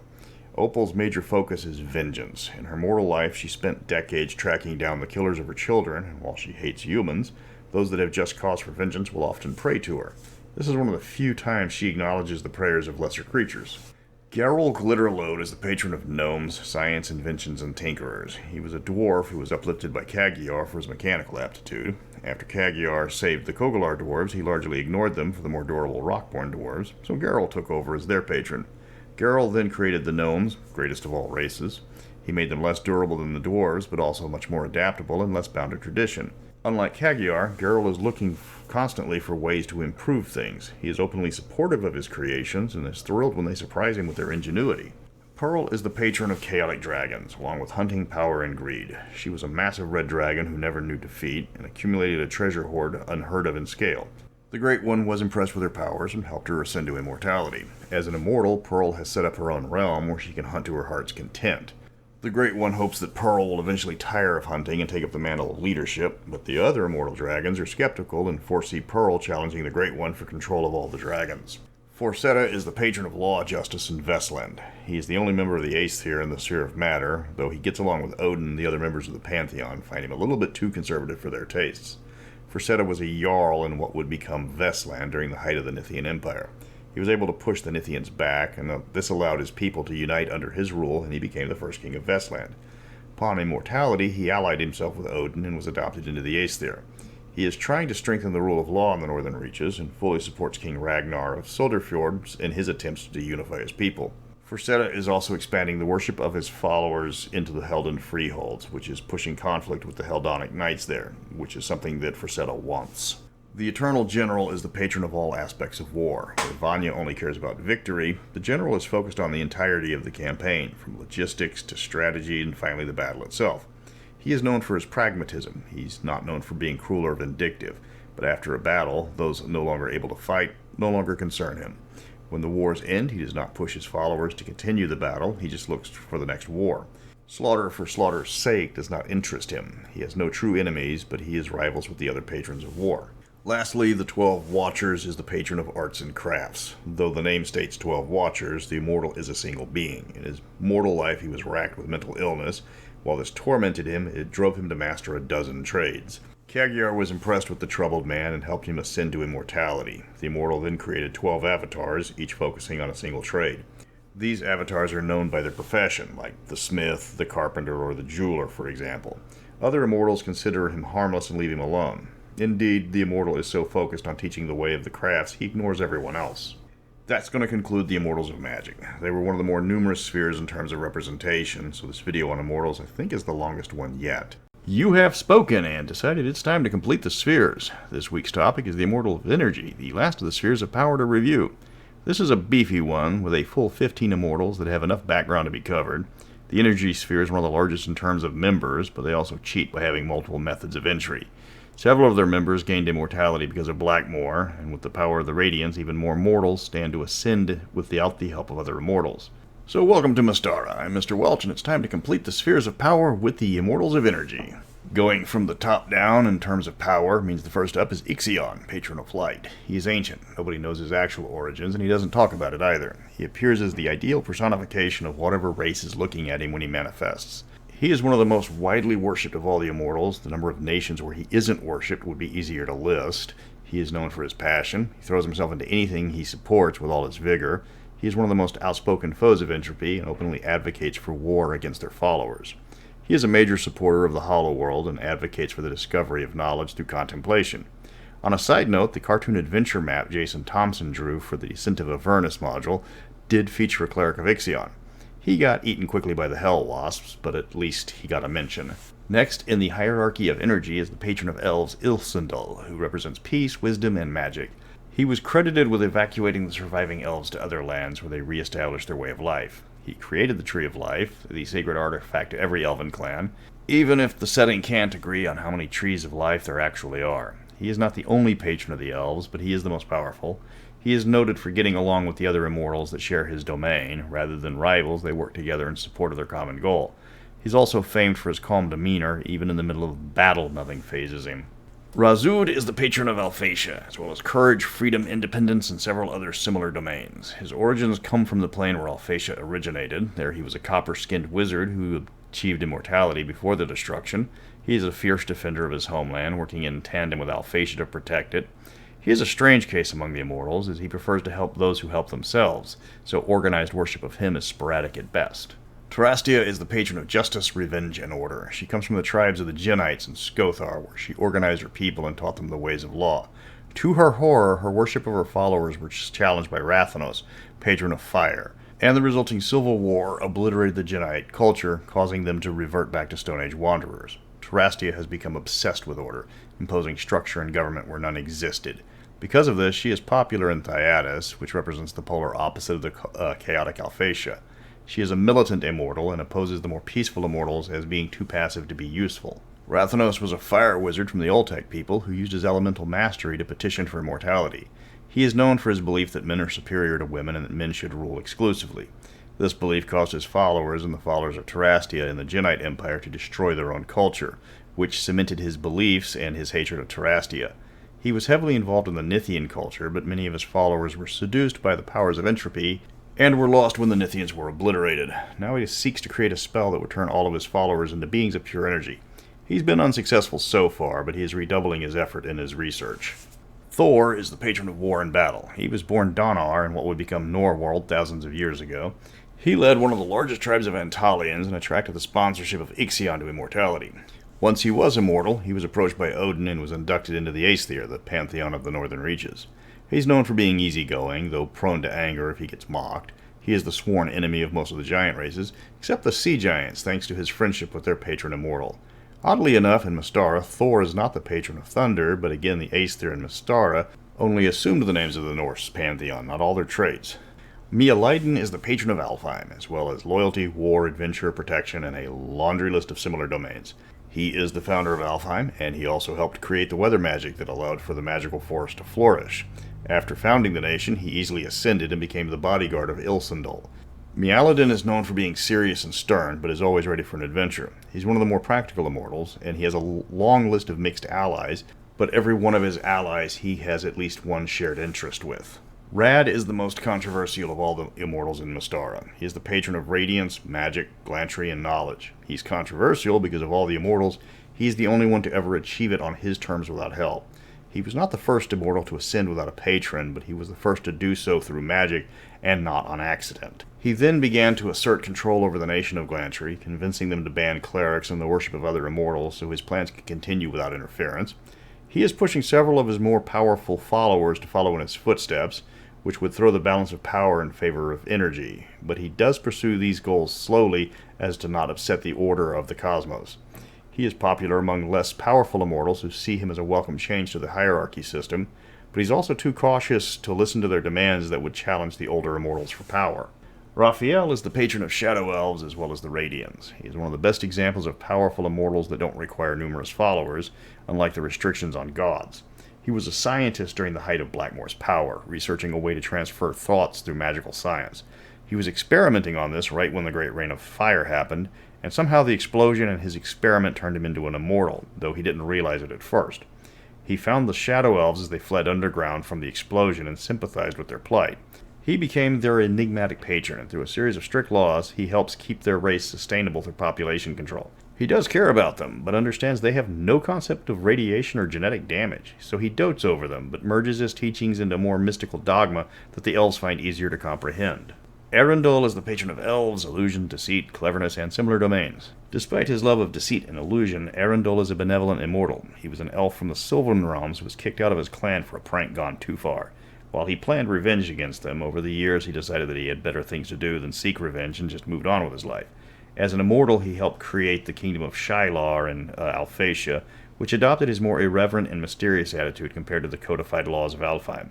He's not enemies with the Sylvan Elves that cast him out, but neither is he their friend. Zurtrev is the patron of animals, survival, nature, and magic among a laundry list of domains. He is part of the Karamikos pantheon, along with Halav and Petra.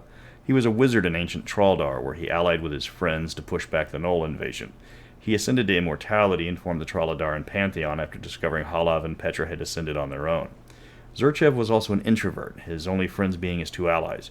Because of this, he's worshipped by loners and hermits. His love of nature made him a favored immortal by several demi-human and non-human races, including the Viale elves and the Thanaton. The legends mistakenly portray him as a druid, and he's never corrected their record. The immortal known as Alphatia is the patron of her namesake empire, as well as arts, peace, and harmony. The mortal Alphatia was born under another name, but now she's only known for her namesake empire. She was from Alphatia before its destruction. She helped forge a peace between the blue-skinned noble Alphatians and the copper-skinned common Alphatians. When the planet was destroyed, her worship carried over into Mystara, and it eventually spread into other lands under the guise of her various avatars. While her worship is widespread, her power in the Immortals is reduced because she has no drive to increase her own power. As long as her people are prosperous, she is content with her place in the Immortals. Takati Stormtamer is the patron of the horse clan of Etrugan, as well as fierceness, cavalry, and fighting.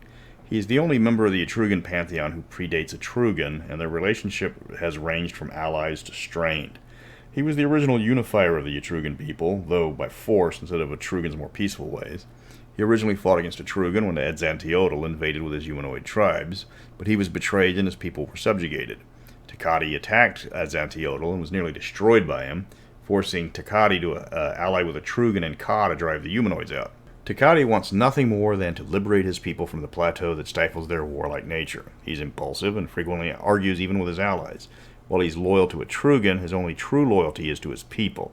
He is helping them find a way off the plateau, even if that would mean abandoning the rest of the Etrugans. Mamati Running Elk is the patron of the Elk clan, as well as wisdom, magic, and nature. He studied all forms of magic in the hopes of defeating the influence of Adzantiotl. This led to him being framed for murder by the followers of Adzantiotl, and he spent years in exile clearing his name. During that time, he was enchanted by a witch who stole decades from his life to learn the secrets of shamani magic. He returned to his people with the actual murderer, though near the end of his life because of that witch. Mahmadi's path to immortality is unique because his spirit did not go to limbo. Instead, it was released into the spirit world where he completed his quest for immortality. He is a quiet and introspective immortal, always looking for new bits of knowledge. He is concerned with the hardline stances people are taking on religion as the Etrugan clans start to drift apart. But he understands their love of the old ways, and while he disapproves, he doesn't attempt to change their culture. Cobberham Shadowglint is part of the Hin pantheon of the High Heroes and represents the domains of magic, knowledge, mysteries, and the sacred Black Flame. He was born during the occupation of the Five Shires by the orcs and other humanoids. He was able to create the first Black Flame, the magical fire that burns in reverse, restoring ashes to their original form. He was the companion of Brenderhorn, and together they pushed the orcs out. He's a quiet individual, and he pushes for the Hin to seek out knowledge and to educate themselves. He isn't as public as the other high heroes, but he is honored alongside them as an equal. That concludes the Immortals of Energy, as well as the last of the spheres of power for Mystara. Again, I didn't cover all of the Immortals, because many of them just get a passing mention with only speculation regarding their background and influence. When you're looking for a setting to create a character for, you have to carefully select the right setting for maximum enjoyment. You can choose and suffer and play in Ravenloft or Darksun. You can spend your time doing what you're told in the feudal morass of Greyhawk. You can set sail for the stars with Spelljammer. Before discovering the rules were pretty all over the place and was discontinued for a reason, and you have your campaign die out because of all the hassle involved to make it actually work. Or you can accept your fate and get borked into the Forgotten Realms where everything will eventually get written into. Faerun, till all are one. Or you could pick up a sword and start on a path that will eventually see you ascend to a higher plane of existence and become a deity through your own merits. In short, play Mystara. That's right, today we are talking about the paths of immortality. I'm Mr. Welch, and who wants to live forever? To repeat lessons from previous videos, there are 5 spheres of power, and all of them have their own unique path to immortality. To become an Immortal of Time, you have to take the Dynast path. Epic heroes become Immortals of Thought. Paragons are the energy route, and polymaths are for matter. There is a unique path for entropy, but it is super secret and not found in the BECME set or the Rules Cyclopedia. So you have to go to Marco's Codex Immortalis for the paths of the Destroyer, Manipulator, Dungeon Master, or Tyrant. Before you say that Codex isn't canon, it was decided at the Council at Mystaracon that it, along with many other documents found on the Vault of Pandius, are now considered canon and can be used for educational purposes. Of course, if you're Glantrian, you'll just cheat your way in. Because Glantry. There comes a part in every adventurer's life where you've cleaned out all the dungeons, explored all the wildernesses, turned your kingdom into a thriving paradise, and have defeated evil all over the multiverse. So what's next? Why not try ascending to a higher level of existence and becoming a true power player in the multiverse? How do you do that? In BECME, you had to reach at least level 30 for humans or get a million XP for classes that didn't have 30 levels. Then you qualified to apply to take the test for immortality. But if it was that easy, it wouldn't be the pinnacle of achievements, would it? Knowledge of the paths are kept rather secret. They are jealously guarded. You aren't going to find an autobiography of Vanya giving her step-by-step method of ascending to immortality in a library. If you commune with her, she's going to tell you to figure it out yourself like she did. Information on what you have to do can be discovered over the course of your life, typically piece by piece in epic quests that are placed there by your would-be sponsors to help you on your path. Once a character has figured out the path to immortality, then they have to apply for a sponsor, which isn't a sure thing. You have to decide two things before starting out on your quest. First, what sphere of power you want to pursue, and which sponsor from that sphere will you petition to be your sponsor. The spheres all favor certain classes over others. Fighters have an easier time making it to the sphere of matter, while wizards prefer the sphere of energy. But that's not a rule set in stone. If a fighter is determined to become an immortal of energy, as long as they meet the requirements, they're in. Just going to have a harder time than a wizard. That's all. Finding a sponsor is another matter entirely. Mystara is different from the other lesser settings in that most people follow a pantheon rather than a specific immortal. One single god in Faerun might be enough for an adventurer out in Battledale, but here in Ne'er-do-Well, we appreciate the fact that immortals aren't jealous overlords hovering over us, demanding our slavering attention, or else they will weld us into a wall of souls that dare defy their self-appointed masters. Just because you aren't talking about the Wall of the Faithless and Forgotten Realms wizards doesn't mean it's still not there. This is why all the deities from Mystara, Greyhawk, Dragonlance, and the rest talk about Ao behind his back. You can pick any mortal from the sphere of power you're ascending to. Well, obviously you would prefer to select an immortal that you worship. That's not a requirement either. However, like choosing your sphere of power, choosing an immortal you already have a relationship with is going to make things so much easier. Once you've selected the immortal you want to be your sponsor, you have to go on an epic quest to get their attention. But first you need to select a gift to provide your sponsor.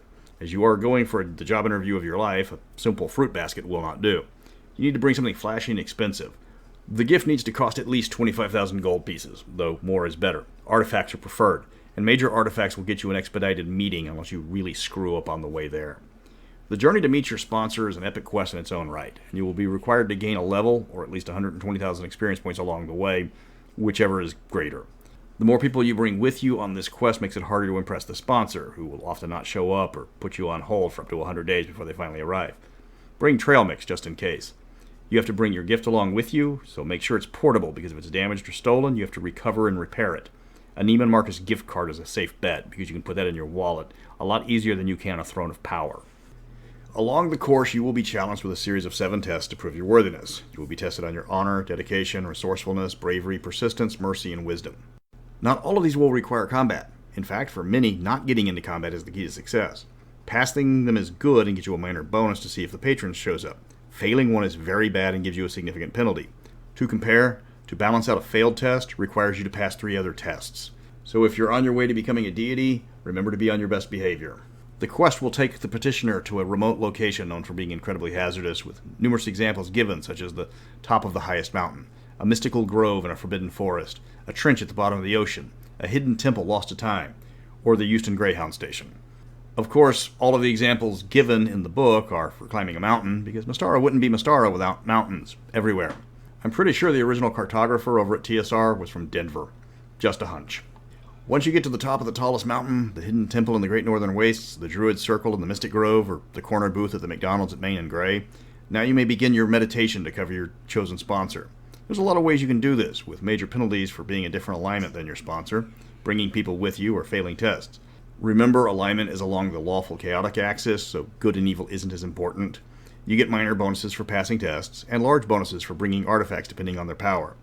Leilana Pierce's graduation cap from Reality Bites might be only worth a few bonus points, while Lydia Dietz's wedding dress would be a major artifact that practically guarantees the best response from your sponsor.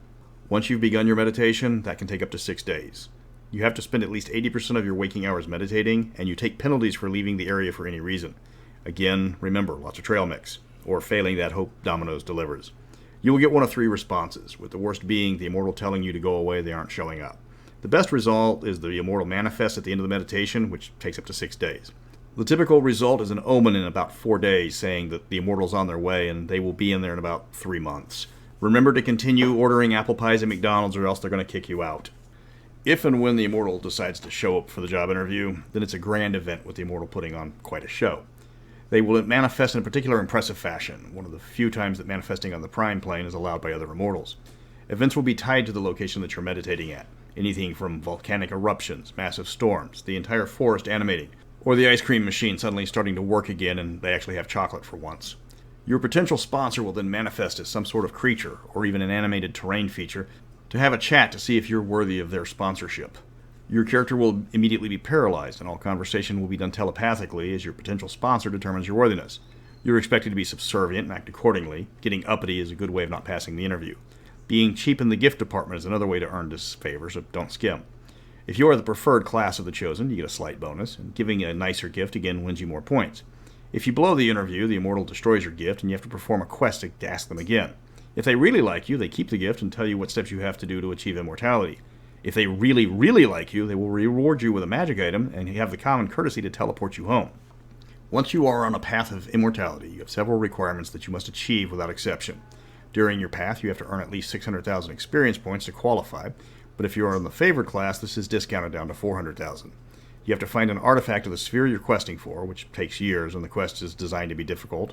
The immortal will give you a trial that varies depending on the path you're on and who you are that has to be completed. Then you have to create a testimonial to your greatness, including a monument that you have to pay for or build yourself, in addition to earning some impressive followers along the way. Lastly, you will be given a task specific to you that will benefit your sphere in some way. Once all 5 of these conditions are met, you become immortal. Usually. There is a 1 in 10 chance that the immortal decides to become a complete jerk and fail you anyways, requiring even more quests to make them happy. These typically involve bringing them another shrubbery. Though the tasks are presented as uniform for each sphere, I strongly suggest you customize them for every single character. While the 5 tasks are mandatory, how they are actually accomplished should be between the player and the Dungeon Master. It shouldn't be a checklist that you have to fill out. It should be a challenge to the individual character and their particular game world. The only exception to this is the XP requirements, which are earned over the course of completing the other tasks. The player has to be at the maximum level to finally ascend, which is 36th level for human characters, and varying attack ranks for other races. Next time somebody tells you that 5th edition is an easy mode, then ask them why it shaves 16 levels off to obtain immortality then. That's what I thought. The Sphere of Time requires lots and lots of time travel and takes the longest to achieve. The artifact required needs to be capable of time travel. While other settings frown on time travel, Mystara requires it for the best result. The trial involves the character traveling to 3 different time periods to help 3 different descendants to retain their nation and keep the family line going. Yes, getting your grandkids laid is often a requirement for immortality for the Sphere of Time. You must get your domain up to 50,000 people in population, or 10,000 if it's non-humans. In addition, you have to build a capital for your domain. Lastly, you have to form a dynasty that you rule over for 20 years and have a grandkid ready to turn over your dynasty to at the end. You can adopt grandkids, but you have to openly adopt them. That means you need kids, and you need to make sure those kids have kids. So elf players, hold your nose and do the nasty with other people. I don't care what you smell. Do you want to be an immortal? Then go buy some Barry White albums, a gallon of Crisco, or whatever else gets your kink on. Or better yet, just adopt. Probably the best method for them. The Sphere of Thought is largely considered to be the easiest of all the passive immortality, because it doesn't involve lots of magics to accomplish. Granted, a lot of magic will definitely help, but there isn't any time travel, magical duels, or reincarnation to get this one done. The quest is the standard go find an artifact, but with no restrictions on what type other than being from the Sphere of Thought. You have to train another player's characters from start to be your successor. So find a player tired of their character and bribe them with pizza to get this part of the path started. You have to create a legendary weapon, which for most people means giving up all that gold you've been saving up over the last 36 levels to a Hephaestus. You can also save money by going to the Madri's Word, but those always come with a downside, even if they do have a coupon. You have to destroy an artifact of entropy, which at this point should be old hat for the character. Lastly, you have to complete an epic quest like building a castle in the sky or driving out all the dragons. So open up that checkbook and call some gnomes. The Sphere of Energy, despite being a catch-all of all different immortal types, is heavily favored toward wizards. Not saying you can't join the Sphere of Energy as a cleric or a fighter, but as written, it's going to be almost impossible. That's why I suggest customizing the paths to individual characters. The quest to find some artifact from the sphere is the same as the other ones with no restrictions. You have to build a magic item whose gold costs to create is equal to your experience points. As you are hovering around level 36 at this point, the cost is going to be in the millions of gold pieces. Hope you have friends in Darrican that can help. The components need to be rare, and at least one of them has to be nearly impossible to acquire, like a specific sound or an emotion. You will need to train at least a dozen apprentices and transform the land around your house for 100 miles. That means your home needs to have a unique appearance and a diversity of different races living there. Lastly, you need to have every magic user in 1,000 miles acknowledge that you are better than them, either by intimidation, duels, or force. There's a reason why magic users look for isolated locations when questing for immortality. This would be an impossible task in Alphatia or Glantry. Yelarum or Wyoming, not so much. The Sphere of Matter is one of the most difficult to achieve in play because of the unusual requirements. The quest and the task are combined into a single goal: find a specific artifact. Once you have the artifact, you are immediately reincarnated into someone else of a new class with no memories other than that you have to find that artifact again. Once you've acquired the artifact 4 times as a different class each time, you've achieved this path. The 4th time around, though, requires you to do it alone, but you have all the abilities of your past 3 lives. You have to recruit a group of followers in this quest, requiring someone from every different class, and you have to keep them alive. Once you've completed your quest, you have to build a monument for yourself that stands for at least a decade. Those are the requirements for the 4 normal paths. But what if you're evil? Well, then crack open the Codex Immortalis and check out the 4 paths available there. The entropic paths are each designed to oppose a specific sphere of power. As you can expect, the Sphere of Entropy is going to require a body count if you're questing to be one of the bad guys. Even the few entropic immortals that aren't evil still contributed to the deaths of a lot of people because that's part of the cost of achieving the ultimate prize. Hope you aren't too attached to your friends if you want to go down the path of entropy. The first entropic path is that of the Destroyer, and this one has you knee-deep in blood for the majority of it. First, you have to kill off your family, anyone who has ever loved you. Then commit an act of depravity that requires at least 500 victims. The deed can't be done through subterfuge, it has to be a blatant act of cruelty. Orphans, Vestal Virgins, cancer patients, the Harlem Globetrotters. The victims generally have to be viewed as innocent. You don't have to kill them. You can scar them for life in manners of ways that would get me banned on YouTube. The point is you're a terrible person, you have to act like it. Then you have to destroy an artifact of thought and liberate an artifact of entropy. Afterwards, you get to kill all of your allies except for your protege. Your protege has the worst of it because he needs to reach level 12 while you're prohibited from showing any kindness towards him. If your protege dies, you got to start with a new protege all over again. Lastly, you have to create an artifact that furthers your power, but then allow your protege to acquire it to try to overthrow you. Then all you have to do to seal the deal is destroy your protege in the most horrific way possible. You're level 36, he's level 12. Shouldn't be hard. If you are going to go down the path of the Destroyer, be sure to read the entire Evil Overlord list beforehand, because you're going to need it. The Manipulator is in direct opposition to the Sphere of Matter. This is the path of the liar and the traitor, people willing to get others to do their dirty work for them. This quest requires you to acquire 4 different companions of different classes, gain their confidence, and then lethally betray them in a manner that they realize it was you before their demise. The task is the standard find a lost artifact of entropy, so nothing special.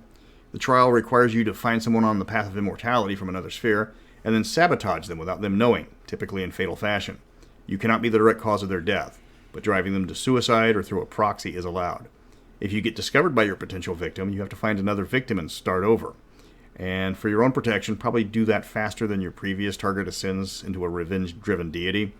The last part requires you to corrupt an organization, like a country or a religion, and gain at least 1,000 followers of your new methodology. This also requires you to corrupt adventurers of good alignment to finally succeed. The Dungeon Master, despite the name, doesn't turn you into a balding gnome with bad fashion sense, but instead requires you to build a mega dungeon that racks up an impressive body count. A lot of the other tasks are the standard variety: find an artifact and build an artifact that threatens at least 1,000 people. You need a half-dozen followers that have reached 12th level, and you have to build your super dungeon that's required to be at least 6 levels deep. In this dungeon, you will place the forbidden artifact you previously found, but then you have to defend it from at least 8 different adventuring groups. There's a catch to the defense, in that one and only one person from each group can reach the end of the dungeon where you can finally personally kill them, and each adventurer you face must be a higher level than the last one. These adventurers have to find your dungeon on their own. You can't just teleport people into it. Be sure to get somebody with public relations skills on as one of your proteges. Advertising is key with this path. The Tyrant is the 4th of the entropic paths, and it is the enemy of the Sphere of Time. This one breaks from the usual requirements, as you don't have to build or destroy an artifact, but you do have to find one that helps you win 3 different battles in 3 consecutive years. If you don't have an artifact, a unique war machine will do just as nicely in its stead. As the name suggests, the Tyrant Path requires you to rule over a conquered territory of at least 50,000 humans or 10,000 non-humans, and you must convert the majority of them to your religion. While you are in charge, you have to rule with cruelty and malice, sparking at least 3 attempts to remove you from the throne, and you have to crush all 3. You need to be invaded by a rival power, face a civil war, and create a religious schism. Once you put down all 3 of those, you have to arrange a power struggle after your death and have no announced heir. When you die, through any means, you will be reincarnated as a commoner with all your memories, and you have to regain control of your nation from scratch. If you succeed, you're immortal. If you die in that process, you're dead forever and no immortality for you. All of these paths require a patron immortal to start you down. But what happens when you're a Glantrian atheist and don't need any immortal telling you what to do? Well, more than likely you're going to get stuck in the plane of limbo and eaten by a demon because Rad really didn't think about the little guy when creating the whole philosophy of Rad thing. But you have an out, assuming you're a wizard, because Rad found another way to gain immortality, that of the Radiance. It's dangerous, it's unpredictable, and it's more than likely going to cause more harm than good. In short, it's Glantrian. The Radiance is a magical radiation leaking from an artifact beneath Glantry City. Through the use of certain spells and magic items, you can absorb this radiation, and with the ultimate spell, you can try to skip straight ahead to the line and become an immortal. First, you cast Transcend Life Force and spend 50 Radiance, and then pass every single saving throw possible in order. Fail 1 and you're back to start. The DC for the saving throws in 5e is 25, which is quite insane. But remember, there's a lot of spells that allow you to modify your saving throws with Radiance. You're going to need a lot of Radiance and those spells to pull this one off, so be warned. If you succeed, you're welcomed by Rad and other immortals who gain their immortality this way to congratulate you and explain the meaning behind the Radiance. Then they sick a challenge rating 23 Empyreon, or similar for Back Me, on you and tell you good luck. Fail and you're used to fuel the nucleus for a year. Pass and you're in the club. However, the Brotherhood of the Rad guard this knowledge with their life, and even knowing about the Radiance without permission is enough to draw a death penalty. So good luck! Those are the 9 methods for gaining immortality that were defined by the rules. There's immortals that found other ways around this, through means they didn't understand, like random chaos during the Great Rain of Fire, performing a task for the Great Old Ones during the creation of the Great Barrier, like the Elemental Immortals did, or through unique circumstances in other planes of existence. You don't have to follow the rules for every character like I've said. In fact, the list of immortals in each sphere doesn't make a lot of sense if you follow the rules exactly. Elves aren't going to have grandkids in 20 years for the pass of the dynast. 20 years in elf time won't even get you to the second trimester of your first kid. The sphere of energy requires you to get every wizard in 1,000 miles to admit you're more powerful than them. But this is the same sphere that includes Thor and Copperham Shadowglint. I can't see Thor walking up to every wizard and telling them, "It's a nice tower you got there. Hate to see anything happen to it." Likewise, the only way Copperham is getting wizards to admit he's better is through the use of a hammerlock, probably while the wizard is sleeping. You can see the problem. If you have players that want to go along with the Path of Immortality, custom design it for them. The Paths of Immortality serve as high-powered adventure hooks, and though many of them require one-on-one play that goes against the whole dungeon party vibe that the game was designed for. You want to build adventurers that play to your players' experiences, but not make it too easy at them at the same time. Most people questing for immortality fail. Only a small percentage make it through, but that's intentional. Unlike gods who can't even make more of their numbers, immortals is a growth industry. They need more immortals to bolster their numbers, but they aren't going to let anybody in. But when you do get in, you've already got a mentor, a club, and you've probably pissed off more than a few of your contemporaries in both mortal and immortal societies. But who cares? You've got a religion to start, heretics to smite, and an entirely new world to design with your powers. You're swamped.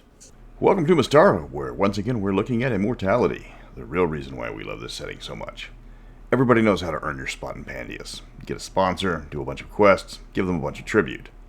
But what if I told you that's not the only way? I have it on good authority that a handful of immortals achieved divine status on their own terms. They did it without anyone else's help. No sponsor, no quests, no tribute. One minute they were mortal, and the next minute they were divine. Just like that. Want to know how? Stay tuned. I'm Mr. Welch, and here we stand. We're princes of the universe. To clarify what I mean by cheating, the immortal in question doesn't go through the trials that 90% of the other known immortals go through.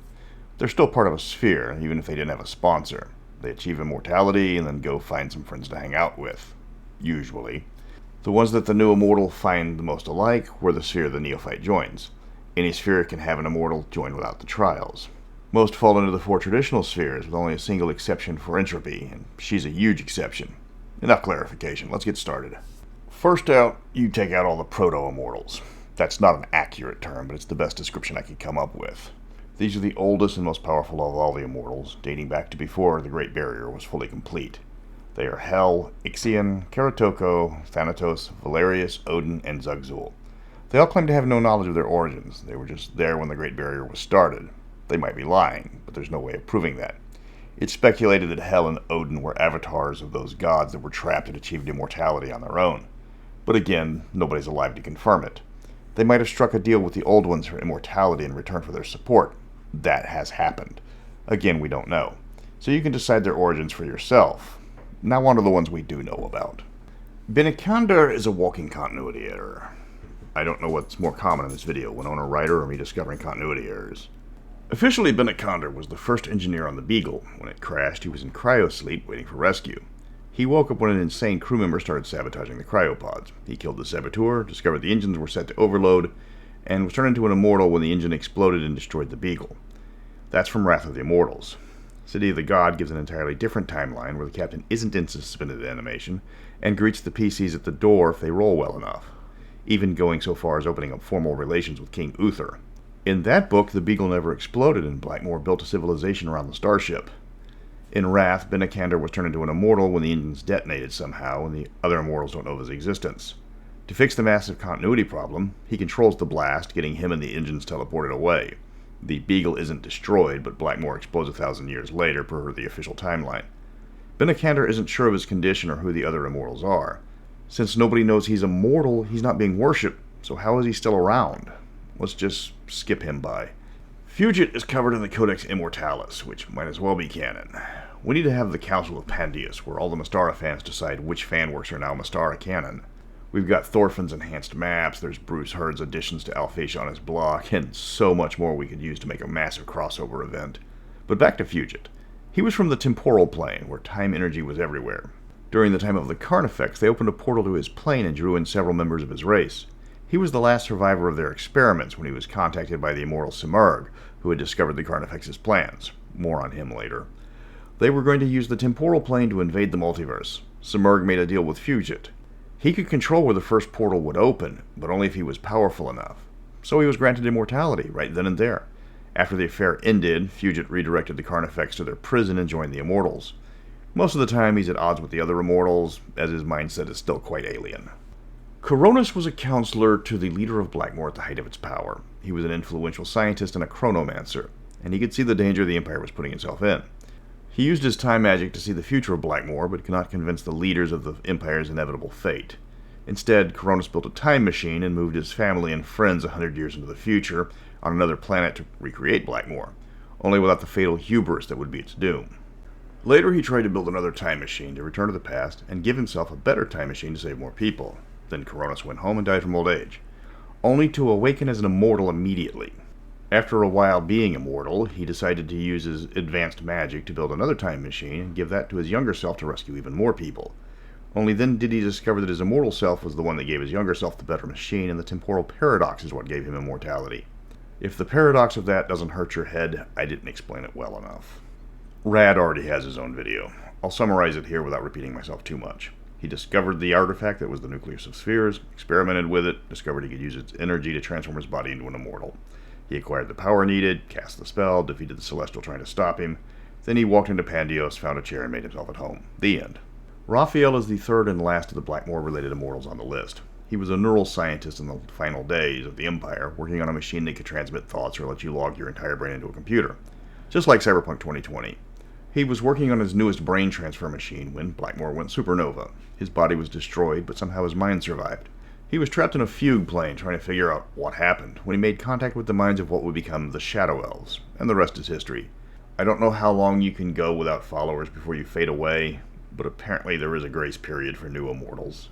Simurgh might not be an immortal, but what he is a long lingering question for the immortals.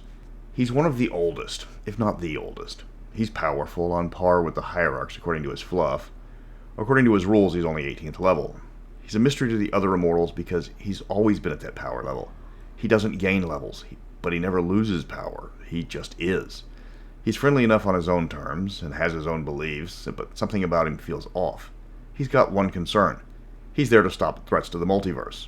Not Mystara, not the Immortals, but the entire multiverse. If something will end the universe, he's the one to stop it. It's a bit of hyper-specialization, but when you need somebody to prevent reality from unraveling, it's nice to know he's there. Some believe he's a servant of the Old Ones posing as an immortal. There's no evidence of that, but he's different from the others.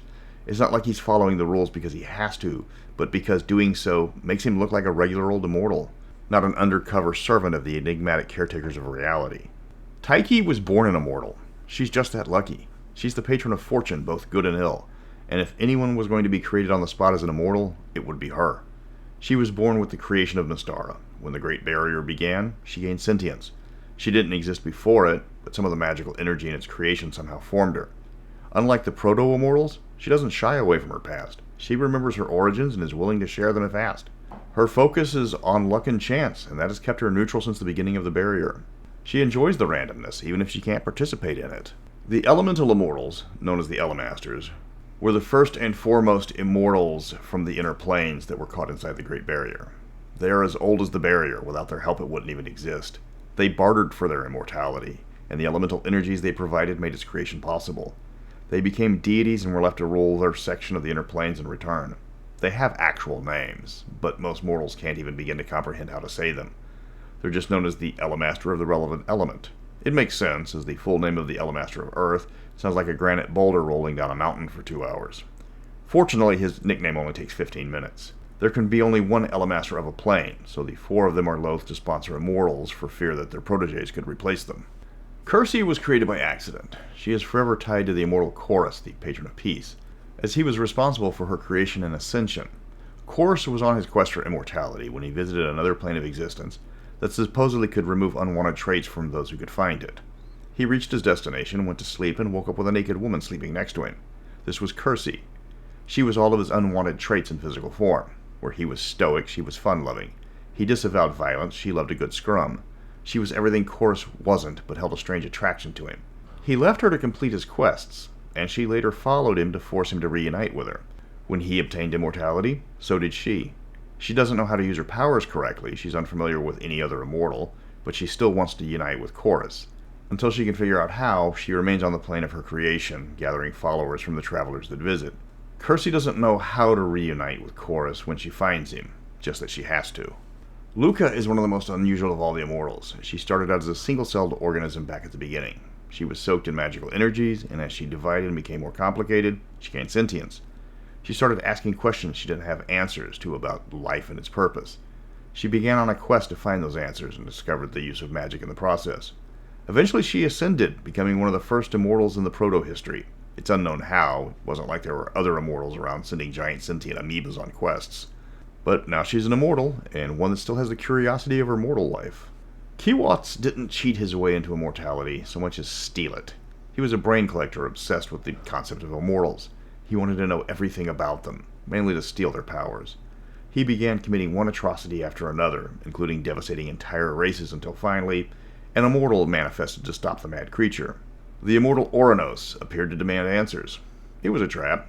Kiwatz locked the immortal into a pocket dimension, specifically designed to sap the immortal energy, and transfer it into the brain collector. Soon Oranos was no more, and Kiwatz took its place among the immortals. No one knows how he did it, or even who did it. Kiwatz avoids immortals, more than happy to use his stolen power to send Neltharu across the multiverse to serve him. Lastly, there's Skuld. She is the last remaining of the 3 ancient immortals that were called the Norn, being the chaotic member of the trio. The other 2 mysteriously disappeared, leaving her alone, spouting out cryptic prophecies with a terrifying habit of coming true. She is older than even the proto-immortals. Skuld existed before the creation of Mystara. She had intimate knowledge about the creation of the multiverse that she would hint at before she stopped being coherent. She seemed to have been an immortal before they existed, before they could have even existed. The Norns represented all stages of life, with Skuld seeing into the future, to the end of all things. Her creation might have involved time travel, but nobody wants to ask her. Her answer would be nonsensical or maddening. Probably both. That concludes the Immortals who cheated their way into divine status. There were quite a few, even taking out the ones with the excuse that they don't remember their mortal lives. Benekander's backstory overwrites the events of the City of Gods, which is strange considering the characters that free him could have actually been on that adventure. Some backstories were created entirely for the Codex Immortalis, but were comprehensive enough to use here. Other immortals like Simurgh or Skuld might not even be immortals, but equally powerful creatures posing as one. It's up to you to decide the veracity of their stories if you're running an Immortal campaign, or just have the player characters hanging around the city of Immortals. Welcome to Mystara for a look into the macabre, as today's topic is the death of Immortals, and looking at the ones that are no longer with us. Despite the name Immortal, they can be killed, or worse. Sometimes they disappear without explanation or never heard from again. Before you get some grand ideas on grabbing your magic swords and hunting down its antiotal, just a warning, you have to kill the Immortal on their plane and on their terms. Don't get your hopes up. But some things can and will destroy Immortals, and while rare, it isn't unheard of. I'm Mr. Welch, and wake up. Time to die. A lot of Immortals have disappeared for one reason or another. Demogorgon is trapped in a temple on the material plane, placed there by rival Immortals after tricking her. She's not dead, but she's not active, obviously. Some Immortals have decided to explore the multiverse and have never set foot back in the Prime. Again, they're not dead, but the people living in Mystara have no way of knowing this without high-level magic. Mazikeen might well be known among Immortals for his research of the multiverse, but he's always on an outer plane. People living their daily lives in Karamikos have never heard of him. There are fates worse than death for Immortals, stranding and fading. When an Immortal's form hits 0 hit points, they can usually return to their home plane and reform from there. This works on most planes of existence. Suppose the Immortal bites it on Celestia, the Abyss, the Elemental Plane of Fire, or Truth or Consequences, New Mexico. No problem. They hop back and heal up. But if they're dimension hopping in some of the more hostile areas, or ones that have restrictions on exiting the plane, the Immortal instead becomes stranded. It becomes an incorporeal, glowing humanoid shape, unable to move, cast magic, speak, or do anything else a living creature could do. They are trapped where they fell until a creature with a divine rank finds the Immortal, and if they're lucky, takes them back to a plane where they will return to their home plane. If they aren't lucky, well, best not linger on that. If you achieve immortality, try not to lose all your hit points on the demi-plane of dread, that's all I'm saying. Fading happens when an Immortal has no followers. If the Immortal loses all of his followers and is worshipped by no one, he begins to lose his powers. 10 years after losing his last follower, he fades into nothingness, unable to interact with the world. This is bloody difficult to do because most Immortals are members of various pantheons, and as long as the pantheon is worshipped, then all the Immortals are as well. If an Immortal wants nothing to do with anybody, or is only active in small circles, they're in danger of fading if a disaster hits their worshippers, or if somebody just decides to genocide them all. For example, if something were to wipe out Synodecia, the lost city where the Immortal Gorm has put all of his interest, he would start to fade. But fading can be temporary. All it takes is one worshipper to keep an Immortal active. If a player were to find a scroll detailing Gorm and adds him to their prayer list, Gorm would return to life. He loses all of his Immortal levels and goes back to level 1, but he learns the importance of diversifying his portfolio. The only true way to kill an Immortal is to go to their home plane and reduce them to 0 hit points. If you're mortal, you've got your work cut out for you. You automatically do minimum damage with every hit, assuming you have a powerful weapon that can harm your target. Immortals automatically pass all saving throws against puny mortal spells. There is no getting a lucky one on an instant death spell. Immortals can't harm a mortal directly on the Prime Plane, but if you're looking for a showdown on their turf, all gloves are off. Immortals can cast any spell at will. They can use their awe power to force you to run away or even turn on each other. They can always teleport away and heal up if they start to lose. Then you get to fight all their angry minions who've just been summoned. Don't forget, their turf, their reality. Good luck fighting an Immortal who has decided that people don't need oxygen in their paradise realm. Another could have a realm comprised entirely of molten metal for an ocean. Home planes are limited only by the imagination of the Immortal, and there are a few that would shatter the mind of a mere mortal just trying to understand the physics. Immortals do not tolerate anyone trying to kill one of their own. Even they are forbidden from offing each other. If an Immortal screws up badly, the others prefer to punish the offender with entrapment. Eric's goal are to breach the barrier to the farm realms and unleash the horrors that lurk there upon Mystara. This would end all life in Mystara, cause most Immortals to fade into nothingness, and put a damper on everybody's dinner plans for next week. But despite his genocidal goals, the Immortals just imprisoned him instead of killing him.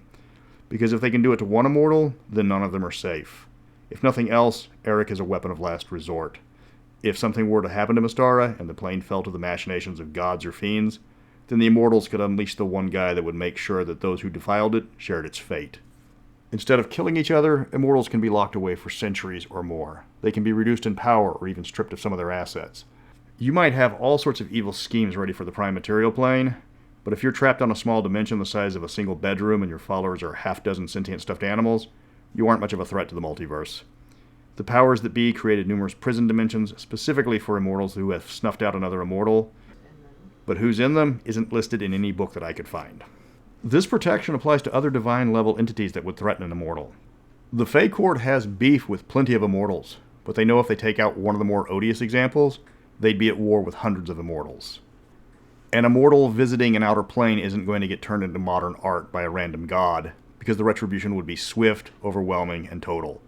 Gods might be more powerful than a typical immortal of similar rank, but immortals outnumber divine pantheons in total headcount. Even the demon lords of the abyss know not to try and cap an immortal. They'd rather not spend eternity getting passed around between the different spheres of power, like an infernal piñata. Despite the difficulty of killing them, and the knowledge that if you're not an immortal, a move against them is a move against all of them, immortals can still snuff it. There are certain regions where immortals have tried to go, and a few lucky ones have managed to make it back alive. Not in one piece, but still alive. The Vortex Dimension is first and foremost on that list. It's comprised of a roiling black cloud just outside the Great Barrier. No one knows what happens to those who enter it. Those who have somehow returned with no memory of what happened to them. Few are willing to find out. There is a rumor that the Vortex Dimension is the home of the Old Ones, and the only way to join their ranks is to brave it. If anyone's ever succeeded, there's no way of knowing. The first immortal listed to bite the big one was Ground, an ascended Earth immortal from what I could tell. He was only mentioned in the adventure Wrath of Olympus, where he was attacked by mortals wielding a powerful artifact, along with some extraplanar baddies. It's never explained who killed him, only that he was set upon immediately when confronting his trespassers. One of his killers was apprehended and subjected to a fate worse than death. Actually, it was a fate equal to many deaths, as he was constantly reincarnated and then buried alive again. Orinus was the patron of giants and the immortal that first created them, with the exception of hill giants, because those are beastmen stock. He died before the creation of humans, but after the fall of the Carnifex. His true fate is largely unknown. It is rumored that he was trapped by Kiwats, a powerful Nithalgu, who later figured out a way to kill Orinus and ascended into immortality himself. Pax and Thalia were a closely allied pair of immortals, to the point of being romantically involved. Pax was the immortal patron of peace and forgiveness, while Thalia was the patron of art and beauty, and a rare lawful aligned immortal of the sphere of energy. Pax was the protege of Grammaton, one of the first immortals, and the patron of sphinxes and riddles. Grammaton left on what he said would be a long journey and has yet to return. Pax followed his mentor years later, and Thalia agreed to go with him. Both entered the Vortex Dimension and were never heard from again, but rumors abound that both were reincarnated as mortals, who then ascended again to immortality. Pax is now Chorus, and Thalia became Alphatia. There's no proof of these rumors, but it is believed by immortals to become an Old One, one must achieve the highest rank of hierarch of the immortals, give up their immortality, regain it again, and start all over. If this is true, then both of them are well on their way. Erd and Verthandi were the companions of Skuld, one of the two non-evil entropic immortals. Where Skuld represented chaos, her companions were examples of law and neutrality. For reasons unknown to anyone, Erd vanished one day, followed by ominous prophecies from Verthandi and Skuld. The predictions made little sense, but sounded dire.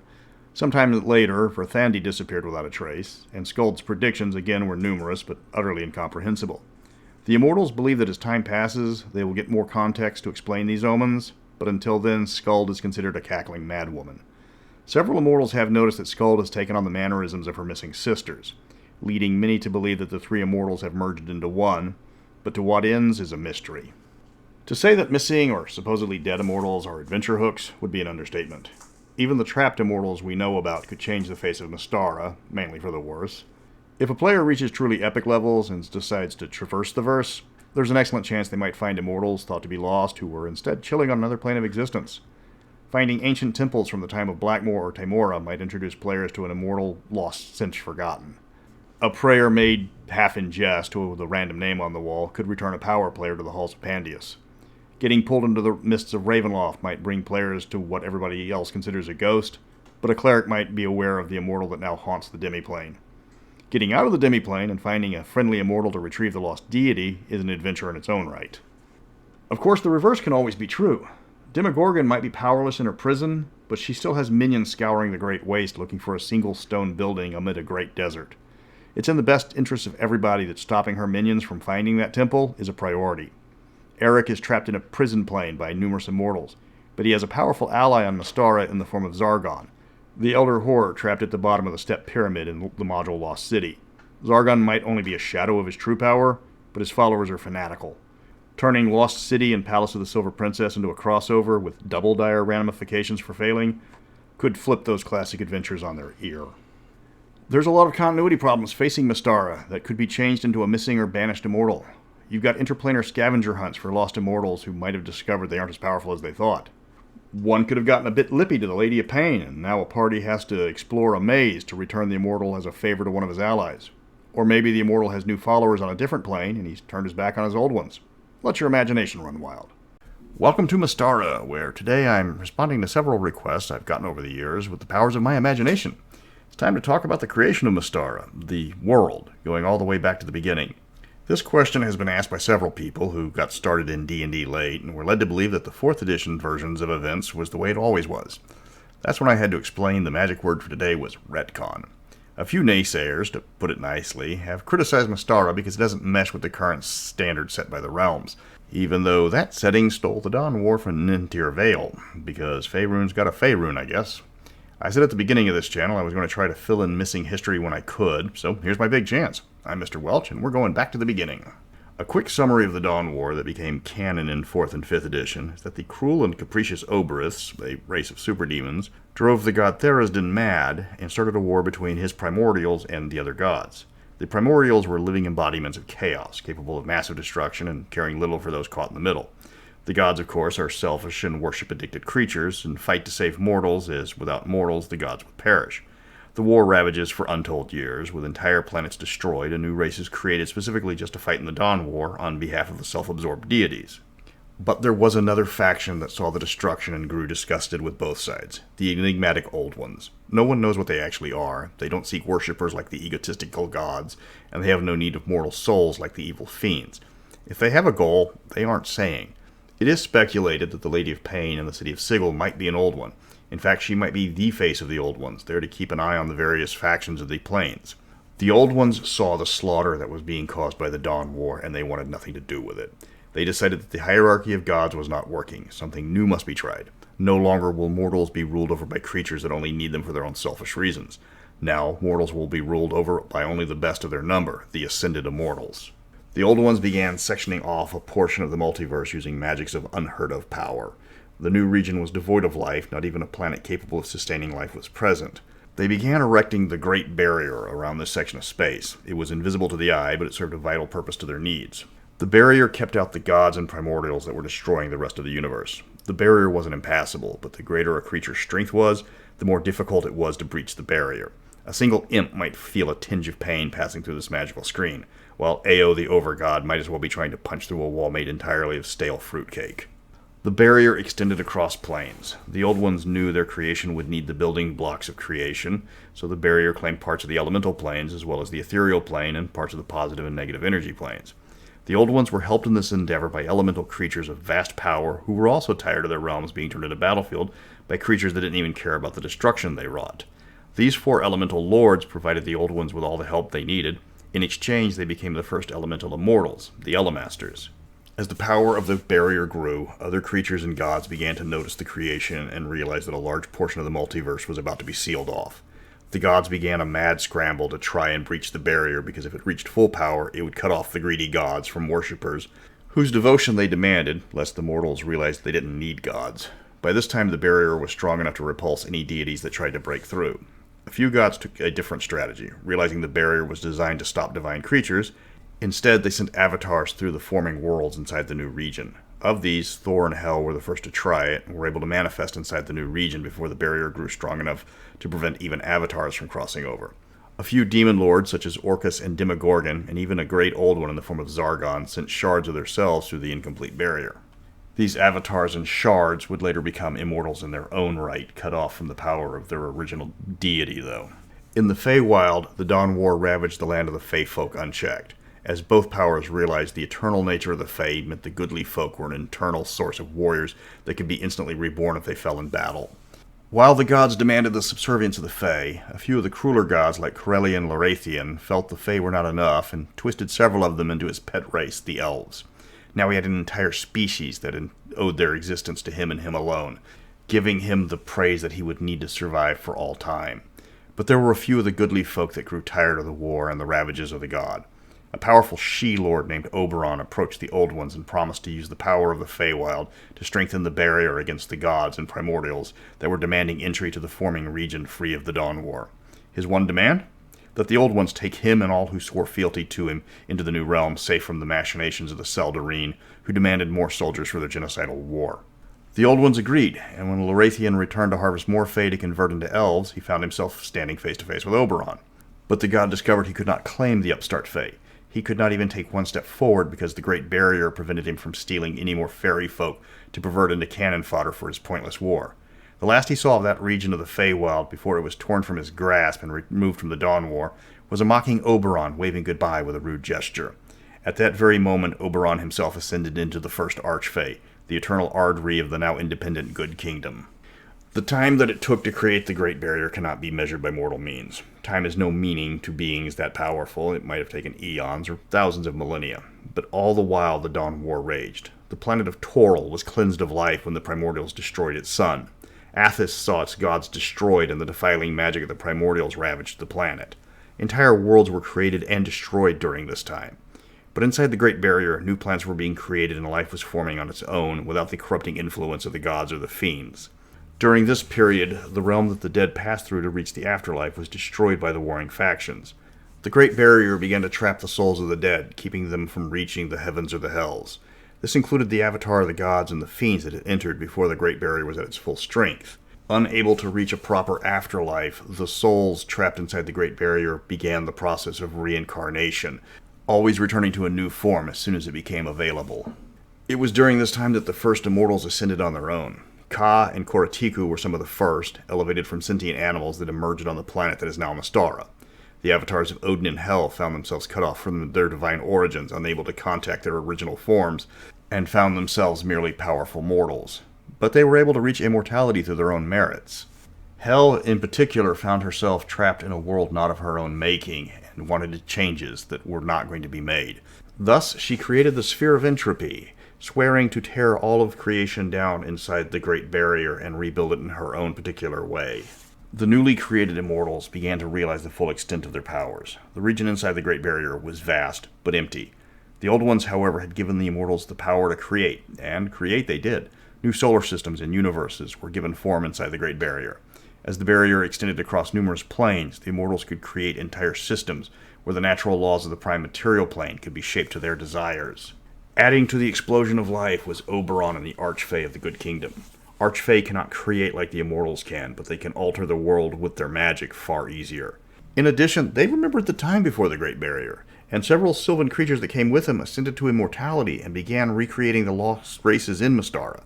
The treant Ordana ascended before the rise of man and created the race of elves that would spread across Mystara.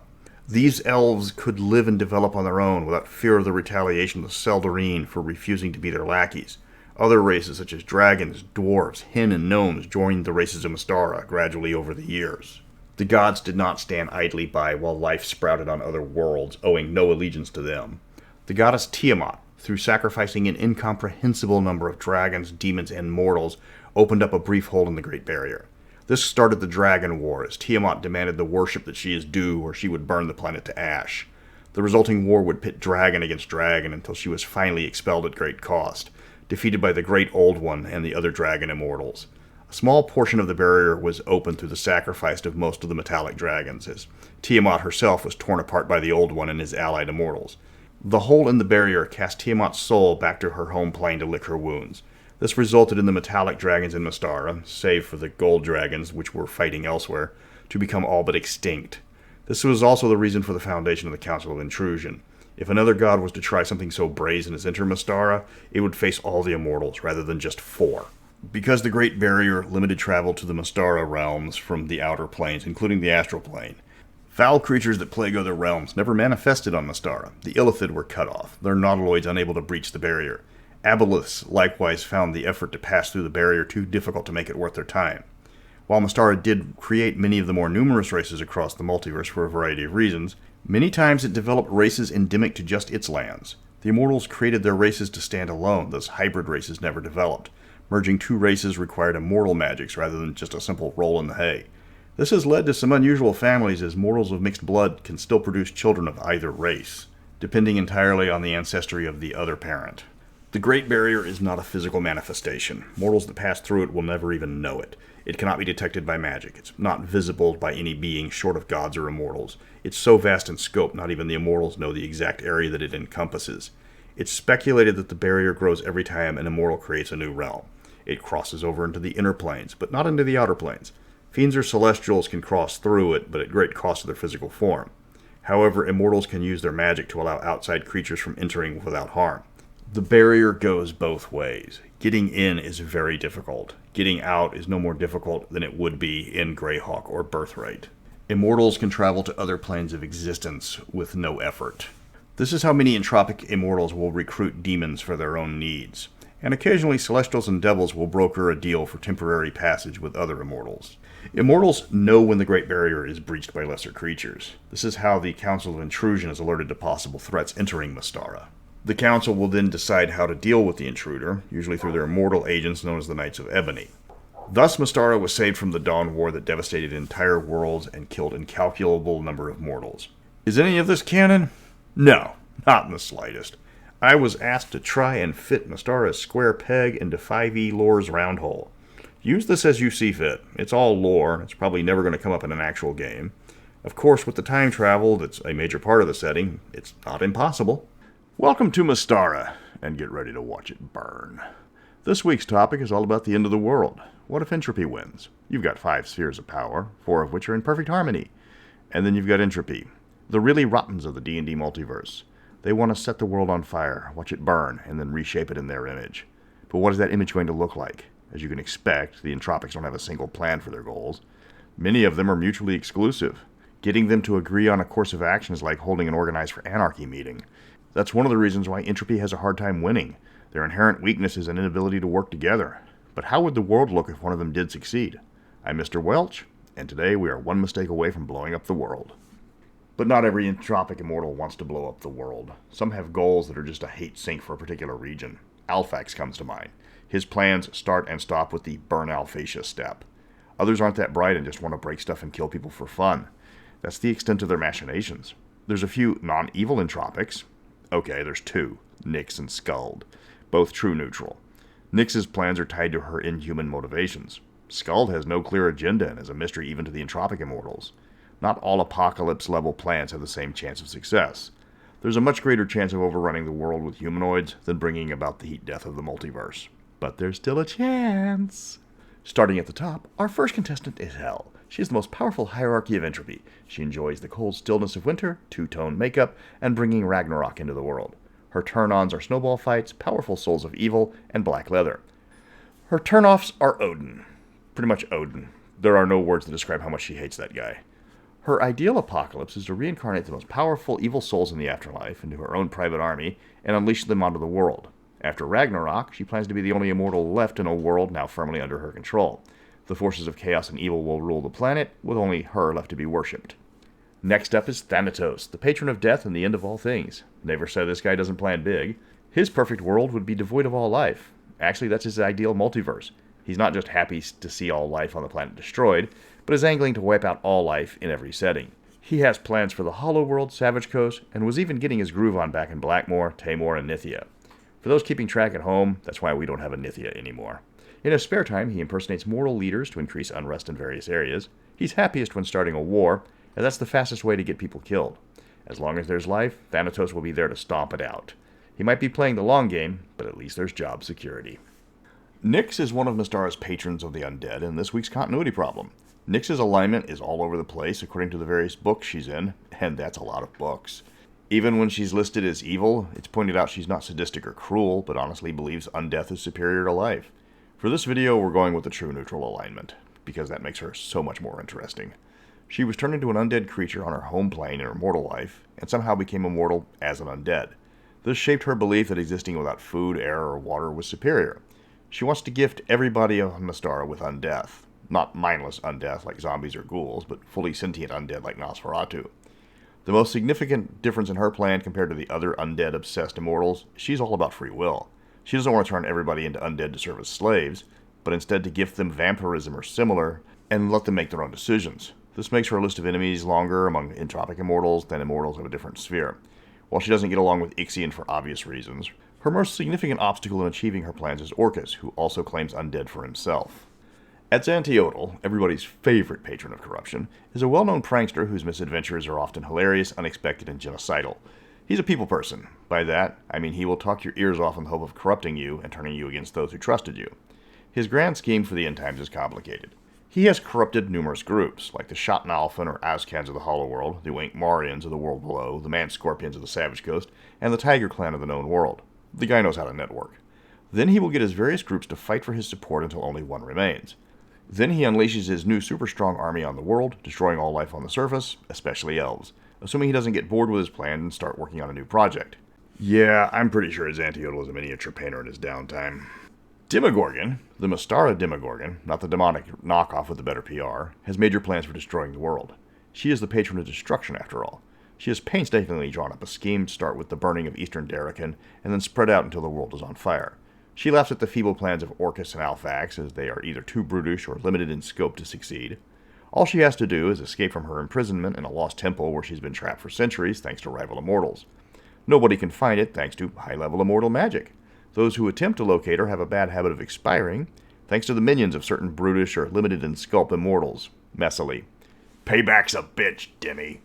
Masawu is known as the most charismatic of the Entropics, except for maybe Talitha. He was a silver-tongued charmer in his mortal life, until he blew a diplomacy check and was about to get burned at the stake. There's a limit to how long people will listen to you pitch NFTs.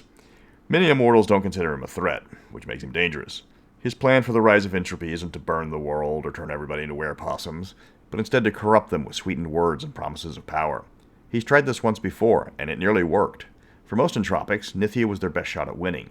For Masawu, it was a test run. Orcus, the patron of devil swine and the hated enemy of the Lupin patron, Saint Malinois, not the demonic wannabe Monami, has the most straightforward and best plan for bringing about the end of the world. Burn it all down. Door to door, street to street, city to city, everything burns. It's not a complicated plan. Get a bunch of followers, send them into a populated area, and kill everything that moves until he tells them to stop. It might take some time, but there's no complex plans to be thwarted. You don't have to try and corrupt everyone into seeing your way. Just hordes of humanoids, undead, and lycanthropes going scorched earth in a set direction.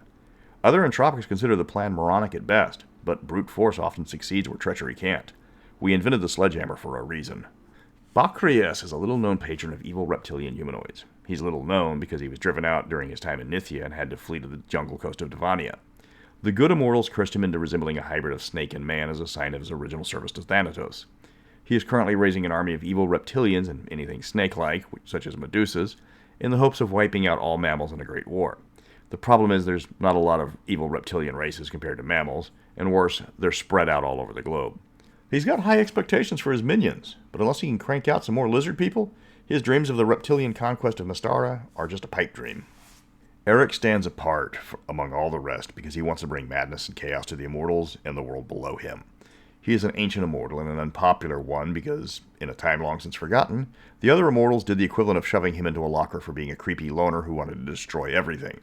He wanted to be the patron of the Far Realms, the place where Cthulhu forwards his fan mail. While the beings of the Far Realms aren't that hindered by the Great Barrier, the immortals make damn sure they don't get through, because they don't like being eaten and all that. Even the entropic immortals that hate all life think the Far Realm guys are way too extreme. Eric plans to unleash the Masters of the Far Realm on Mystara, turning the place into a paradise where everyone is insane, reality is a waking nightmare, and random people show up constantly asking, "Do you read Arcane?" Needless to say, even the entropic immortals make sure he stays locked up. Idris is the mother of the Beastman race, and she is a protective mother. She is also a vindictive one. She wanted to be an immortal raised up by the Elven patron. Not just her, but all of her followers. Wardana was refused for 3 reasons. 1, she had not proven herself worthy of immortality through the traditional tests. 2, immortals do not bestow immortality upon groups. And 3, she was obviously psychotic because she was asking this immediately after slaughtering the Keepers of the Tree of Life due to them laughing at her demands.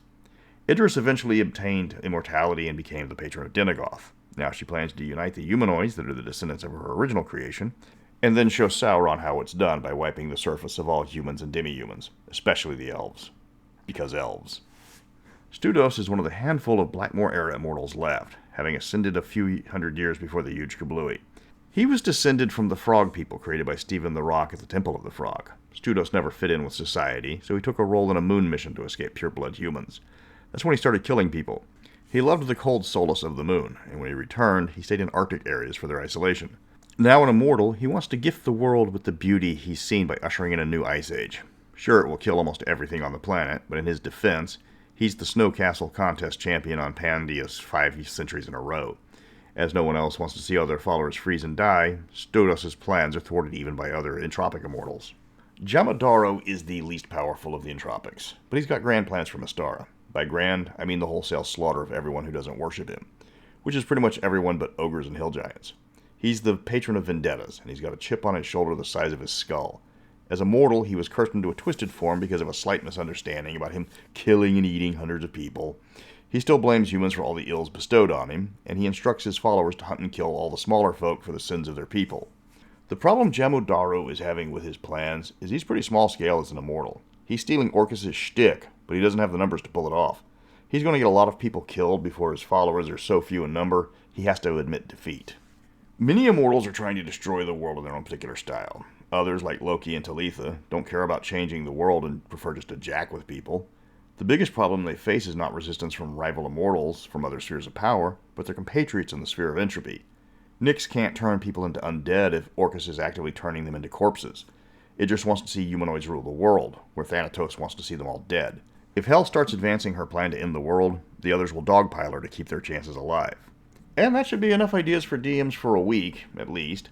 It's spooky time in the world of Welcome to Mystara, because today I'm piecing together the Mystara Afterworld that you picked for the topic for discussion. This was a hard one to piece together because there's not a lot of information and some of that's contradictory, but that's okay because this is me we're talking about, so I can work magic with what I've got. So break out the prayer beads and start your keening, because I'm Mr. Welch, and today we're looking at the Mystara Afterlife. I'm not joking about there not being a lot of information. The primary source is Dragon Magazine 180, and that mainly talks about the city of Limbo, which may or may not actually be on the actual plane of Limbo itself. This is the location all souls go to when they die, without exception. There they may experience the city of the dead, which is kind of neutral ground for all souls, where they gain their bearings in the afterlife, before they make their way to the care of their patron immortal. The magazine does give rules for adventuring inside the city, though it's very limited in scope because of the lack of information. It is a magazine article, after all, and it can't fit too much information in a dozen pages.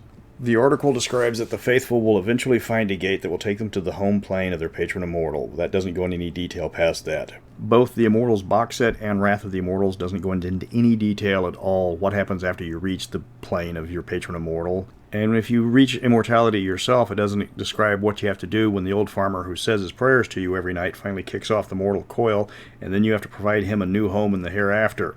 Celestial paperwork wasn't a major topic when they were writing the immortal rules. However, several of the gazetteers and a few of the other books give the final fate of the Mystara faithful, especially like the Northern Reaches book and the Hollow World. The one topic that comes up often in the few times that the afterlife is talked about is reincarnation.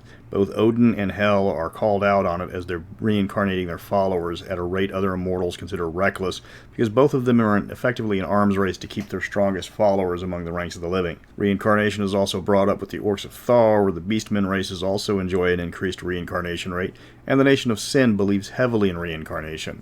Now, there is a plane of death that does seem to be populated entirely by undead, which is mentioned frequently, but there's no suggestion this is where people go after their death. It seems to be a place where life can't happen. Anyone who travels there dies and becomes some sort of undead. Now, all the undead there tend to be intelligent forms with their souls trapped in their body or free roaming incorporeal types, but they are creatures that are physically there. The various source books say the dead go to the outer planes, but only the ones of their patron immortals. Unless a patron immortal is on the plane of death, the dead don't travel there.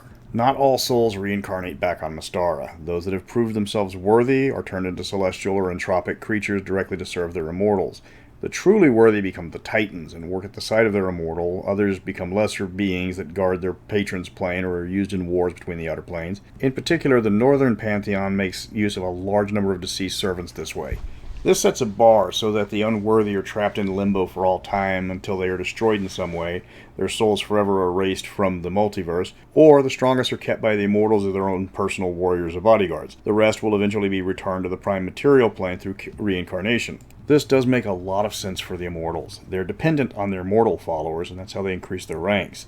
The more a mortal follows the teaching of their immortals, the faster they would get reincarnated. Now, the immortals don't tell the mortals that reincarnation is the standard method used in the afterlife. The souls get to their destination, and when a new body is opened up, the soul gets sent back down to try to improve on their life. This wipes the memory of the reincarnated, but you can use magic to try to get information out of a past life for just a lark. The time it takes to reincarnate could be months to years, and the location of the soul could be in a distant land because of the fact that the immortals appear in different guises across the multiverse. Now, reincarnating into a new species would be frowned upon because the patrons of the elves, the dwarves, and the hen would be a little bit more protective of their people. Humanoids always reincarnate back into humanoid bodies, and much faster than humans would. This gives us a chain of events where the characters snuff it, head off to the city of the dead in limbo. While they're there, they can be brought back with a spell, no problem. Speak with the dead always contacts them, and so on. If they leave the city of the dead, the creatures on the plane can then harm them, but that's the only way to reach the outer planar gates leading to the realms of their immortals. If they follow a pantheon or a sphere instead of a single immortal, they have multiple gates available to them, making it easier for them. Once they reach the outer plane gate, resurrection and contact spells only work with permission of the immortal that runs the place. Now, if you don't have a patron immortal, or worse, you betrayed your patron immortal, then you get to spend your entire afterlife trapped in limbo or worse. You can still be resurrected while you're in limbo as long as your body is intact, but there's going to be no reincarnation for you. You think that would be a major selling point among the different religions. Obey us and we'll constantly return you to life, but apparently the immortals don't want that to be advertised. Lost souls are considered yummy snacks by legions of the undead or the demons that run around limbo, so you don't have much time to save a lost soul unless they stay in the city of the dead and wither away slowly. Some creatures don't have much of an afterlife. The fey creatures like the Sidhe reincarnate back as themselves automatically, and because of this they owe no allegiance to any immortal, which is part of their schism. It's not that they don't have souls, their souls are strong enough that they can rebuild their own bodies when their mortal form is destroyed. Of special note is the Nagpa, who because of a curse have no afterlife at all. As soon as one of them dies, another one of them gets pregnant on her own and with the reincarnated soul of the dead Nagpa. They don't have to wait at all for a new body. Granted, they aren't allowed to enjoy their existence, so they get no benefit at all from this. There's a ton of questions left about reincarnation, though. While it does give Mystara a unique afterlife compared to living on one of the outer planes for all eternity like most of the rest, you have to wonder if it lets you be reincarnated on other worlds or in other regions. Odin is present in the known world and the hollow world, so if you bite it in Solderfjord, is there a chance you wake up in the land of the red sun?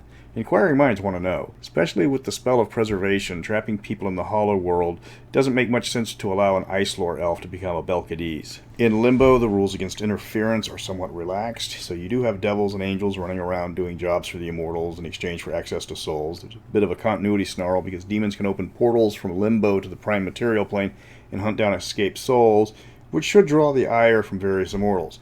That does give the lawful outsiders the ability to try and lure lost souls to the far outer plane, so you can see devils making deals with souls trapped in limbo or angels claiming good aligned souls that got rejected by an immortal for one reason or another. That's this week's video. It was a little bit tough to research, but this does mark the second anniversary of this channel, so congratulations on year number 2. There's not a lot of information on the afterlife, but what there is gives a new look on a fantasy world. You could play in a later timeline where you're an older character's reincarnation, or have to race to Limbo to recover a lost party member's soul from a vengeful undead. Welcome to Mystara for a visit to one of the most wonder-filled locations in all of Dungeons & Dragons, the City of Immortals, located on the visible moon of Pandius.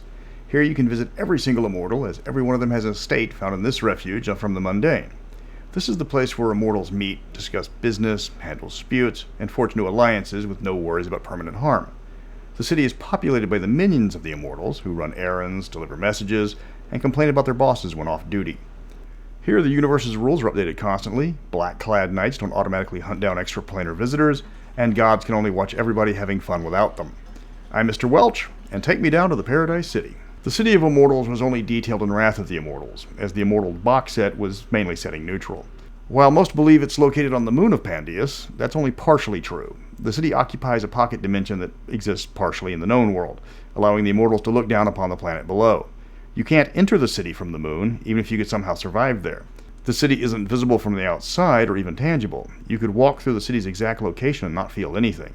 You must enter the city from the available portals, or use powerful magic like plane shift. The city itself is circular, with the large golden dome located dead center, surrounded by the domes of the spheres, and then the estates of the immortals taking up all the available space after that. The city doesn't have a set size. If a building is needed, the immortals expand the city a bit more and rearrange the estates if necessary.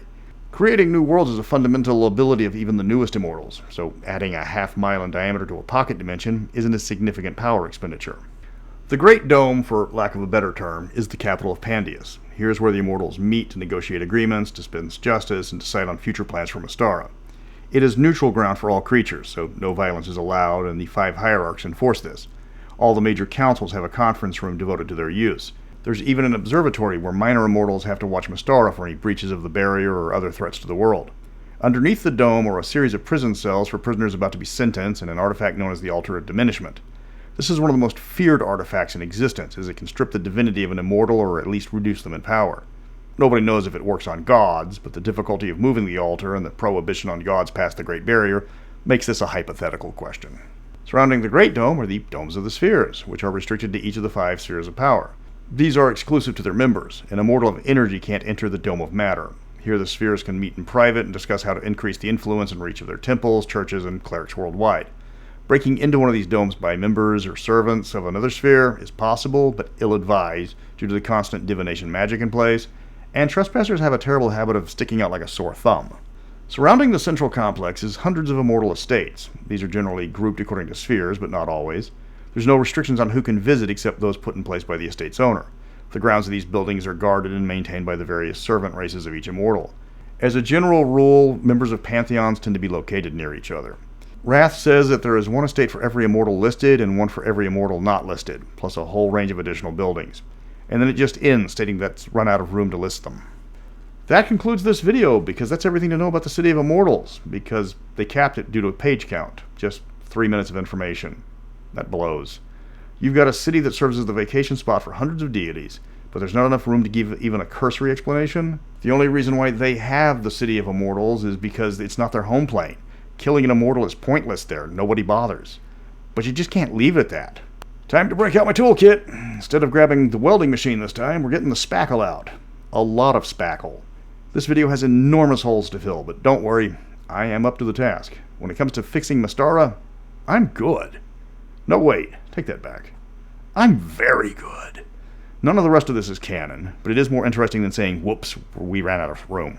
Near what would be called the northern border of Pandios is a 2-story building just sitting there. This building, known as the Crossroads, serves as the official entry point into the City of the Immortals. It's a non-assuming building, just a single 2-story ordinary office without any fantastical elements that you would find in the estates of the various immortals surrounding it. But inside, the building's interior is far larger than possible, and it shares rooms with similar buildings in other worlds, notably the Mystara Embassy in the city of Sigil. Tourists walk into a building in one world, pass through immigrations, and walk out into another world. It's staffed on all ends by servants of various immortals in general, with the Knights of Ebony for a more familiar face, so people entering for the first time aren't face-to-face with an entropic horror working at the front desk. The street known as Divinity Row effectively serves as embassies for representatives of various outer planar powers. Here, celestials, fiends, and similar creatures representing the heavens, hells, gods, and planes of neutrality interact with their counterparts from the immortals to prevent, mediate, or coordinate interplanar activities between Mystaran creatures and those outside the Great Barrier. Tensions are often high in these negotiations over the issue of Mystaran souls being reincarnated by immortals instead of being sent to the heavens or hells like in other worlds. The immortals refuse to budge an inch on this topic, which enrages the gods that the outer planar servants represent. The mutual disdain the types of deities have for each other have a habit of spilling over into most disputes and discussions. On the other hand, Mystaran relations with the elemental planes are often friendly and cooperative. The buildings on what is known as Primal Plaza represent various nation-states and organizations of the inner planes, including the quasi and para-elemental versions. The Elemasters all have estates in the City of the Immortals, and the various genies, elementals, and genasi working at the embassies are usually servants of the respective immortals. Of particular note is the embassy to the quasi-elemental plane of Vacuum, which has no known groups, regions, or anything physical for that matter. What it does have is a very opportunistic vacuum genasi known only as Abyss, who sells tours to her plane for a steep fee. She is the only person working in the embassy and is best known for her problem-solving skills. By problem-solving skills, I mean she dumps bodies in the plane of Vacuum never to be seen again for a price. The Garden of Vitriolic Harmony serves as the unofficial embassy for the Archfey. Outside, it's a small park the size of a city block, bordered by well-trimmed hedges and cobblestone walkways for visitors. Inside, the park goes on for what seems to be an eternity, as it's almost another plane of existence. All manner of fey creatures are found in the garden, gleefully playing with anyone who enters, whether they want to be played with or not. The ultimate goal in the garden is to reach the quaint house visible from the outside. However, the garden path twists and turns. Trees and ponds block any direct route. If you have an appointment, you will find the path to the house exactly when you need to arrive. The fey creature you meet will seemingly be random. Sometimes it's a powerful one like a She-Lord or a Forwin Odrin. Other times it's a minor one like a Brownie. It all depends on how important you are to the Goodly Kingdom. Many buildings are devoted to the arts in the City of Immortals, often created by immortal patrons such as Alphatia. The Soundasium is a large music hall with perfect acoustics no matter where you are. Musicians and singers across the multiverse entertain the immortals, though the performances might not be for mortal tastes. Often the music is outside the hearing range of mortals, or for chaotic immortals it's just a cacophony that makes only sense to them. Elementals of pure sound put on elaborate operas that last for months. Lightning elementals create thunderous ballads of such intensity and volume that it would shatter a mortal's bones. Attendance for these performances could be a packed house filled with every manner of creature imaginable, or just a single immortal. The Soundasium patrons care little for the piece's popularity, as long as the music never stops. For the artistic types, there's the Spectacle of the Spheres. This grand building is the most extensive art gallery in Mystara and possibly the largest in the multiverse, depending on the current number of exhibits. It's also sponsored by many immortals, mainly the Sphere of Time, though any immortal of any artistic bent is welcome. Here are constructs made into the form of moving paints telling the tales of locations and people long lost. Multidimensional sculptures are common, some of which will drive mortals insane trying to comprehend the reality of what they're seeing. The immortal Talitha famously put on the largest exhibition in its history. The gallery's interior had to be expanded to fill all of the displays and drew in art aficionados from across the multiverse. Only hours into the gala, somebody realized that every piece of art in the show was stolen. Talitha was not showing off her artistic side, but bragging about her felonious acquisitions. Next to the Spectacle of the Spheres is an equal grandiose piece of architecture, Neath Hall, the Fivefold Reliquary. This is the Museum of Pandius, housing artifacts not just from Mystara, but other worlds and planes of existence. And I do mean artifacts. Some exhibits can destroy worlds, some already have. Security here is designed to thwart immortals, hence the term Fivefold in its name. Powerful immortal-level spells ward each exhibit, one ward from each of the spheres, and none of the casters know of the other wards that were already cast. Anyone can gaze upon Soul Render, the sword responsible for multiple genocides. There's the Periapt of Positive Energy, a gem so beneficial that the nation that created it started running out of living space because no one in their nation was dying. And it takes acts of legendary willpower to break your gaze away from the legendary Bluestone of Galveston. Just because stealing one of the artifacts is generally considered suicide, and the janitorial staff has more than once had to mop somebody off the walls, doesn't mean people don't try. The immortal Raven has gotten past 3 wards on one of the more mundane displays just to say he did it. Then the janitorial staff had to mop his avatar's form off the walls. Immortals have a distrust of powerful outsiders that borders on animosity. The older immortals remember stories of the Dawn War and the devastation that required the creation of the Great Barrier to keep out the genocidal gods. While immortals as deities have to interact with the gods of other settings, by no means do they trust them. This has led to the creation of the Orrery of Worlds, a collection of lenses attached to fast-moving machineries that allow the users to align them in a particular configuration. Then the immortals and their servants can scry on any world across dimensions. The Orrery's use is restricted only to the immortals and a select few of their servants. The Knights of Ebony are often tasked to track criminal suspects, while individual servitors use it to spy on the servants of the gods. Gods can stop it from spying on specific areas if they know surveillance is happening. But if Ettiene needs to see if powerful adventurers in the Forgotten Realms were planning on raiding his home, he could just tune the Orrery of the Realms to discover what they are up to. What am I watching? What is this? What by all that is holy is going on in the Forgotten Realms? What the fuck? Although immortals and gods as a whole get on like feuding neighbors, they still have to be civil with each other for the sake of the multiverse. Hence all the embassies. But while immortals might think the Raven Queen is a stuck-up power-mad despot, they don't hold the same disgust for her followers. This leads to one of the biggest problems with the City of Immortals. There's no place to put visitors. The ones that get invitations from immortals stay at their estates. The embassy staff has their own facilities. But where do you put a Jin Pasha and his massive entourage who wants to hear the tornadic tunes of the F5 orchestra? Enter the Omnipresence. This multi-story hotel is run by an enigmatic creature known only as Friend. Friend has no set appearance. It appears as an idealized member of whatever species is viewing it. It can communicate with all known life forms. It has a veneer of politeness that is never shaken. The rooms of the Omnipresence change to support any form of life in any environment. Creatures from the plane of water will find their lodgings in an idealistic aquatic setting, while a room hosting demonic creatures will resemble the worst parts of the Book of Revelation. The price to stay in the Omnipresence is exorbitant, since precious metals are worthless in a city where the ruling class can fabricate them out of thin air. Instead, all payment is done in magic items, specifically 5,000 gold pieces worth of magic items a night, paid in advance. But your every whim is catered to, and the chefs in their kitchen can cook any meal requested, even some of the more questionable ones.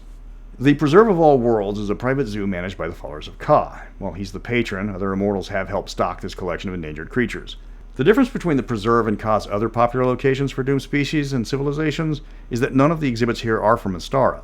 Instead, they come from other planes, worlds, and dimensions. Ka tries to save as much wildlife as possible when a world begins to die out for whatever reason. He can't put them on the prime plane because of the threat to them, so he maintains their numbers nearby so he can watch over them personally. He tries to keep the animals separate to avoid conflicts between non-native species, and by rule, all creatures kept here are non-sentient. This has caused problems in the past when a non-communicative race was accidentally classified as a beast, but those were sorted out and relocated to a new home as fast as possible. Like so much in the city, the preserve is bigger on the inside, with hundreds of miles across a small sea in the middle for aquatic species.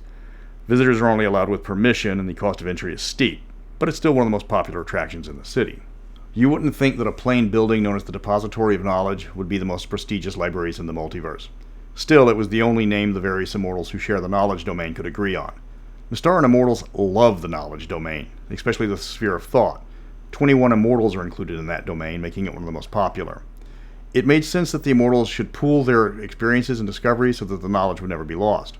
The library itself is, again, plain and boring compared to the building surrounding it. Just a square, multi-story building with little decoration. The reason for that is most of the library is underground. There's only so many stories that can be added before the library reaches the top of the dome, so when a new wing is needed, the immortals add another level to the basement. The simple shape of the building makes the process easy. Librarian golems know precisely where every book, scroll, and similar is kept, and the material is kept in the order that it was submitted. With all the discoveries by the Sphere of Time, most materials are in no particular order. Anyone is welcome to visit the library, but no materials can leave. Anything taken out without permission is magically returned to its location if somebody tries to leave with it. The librarians can easily keep dangerous information from unauthorized hands, as finding a particular book without their help is impossible. Officially, the drinking hall, just known as the Grumble, is neutral ground. Unofficially, it's sacred ground.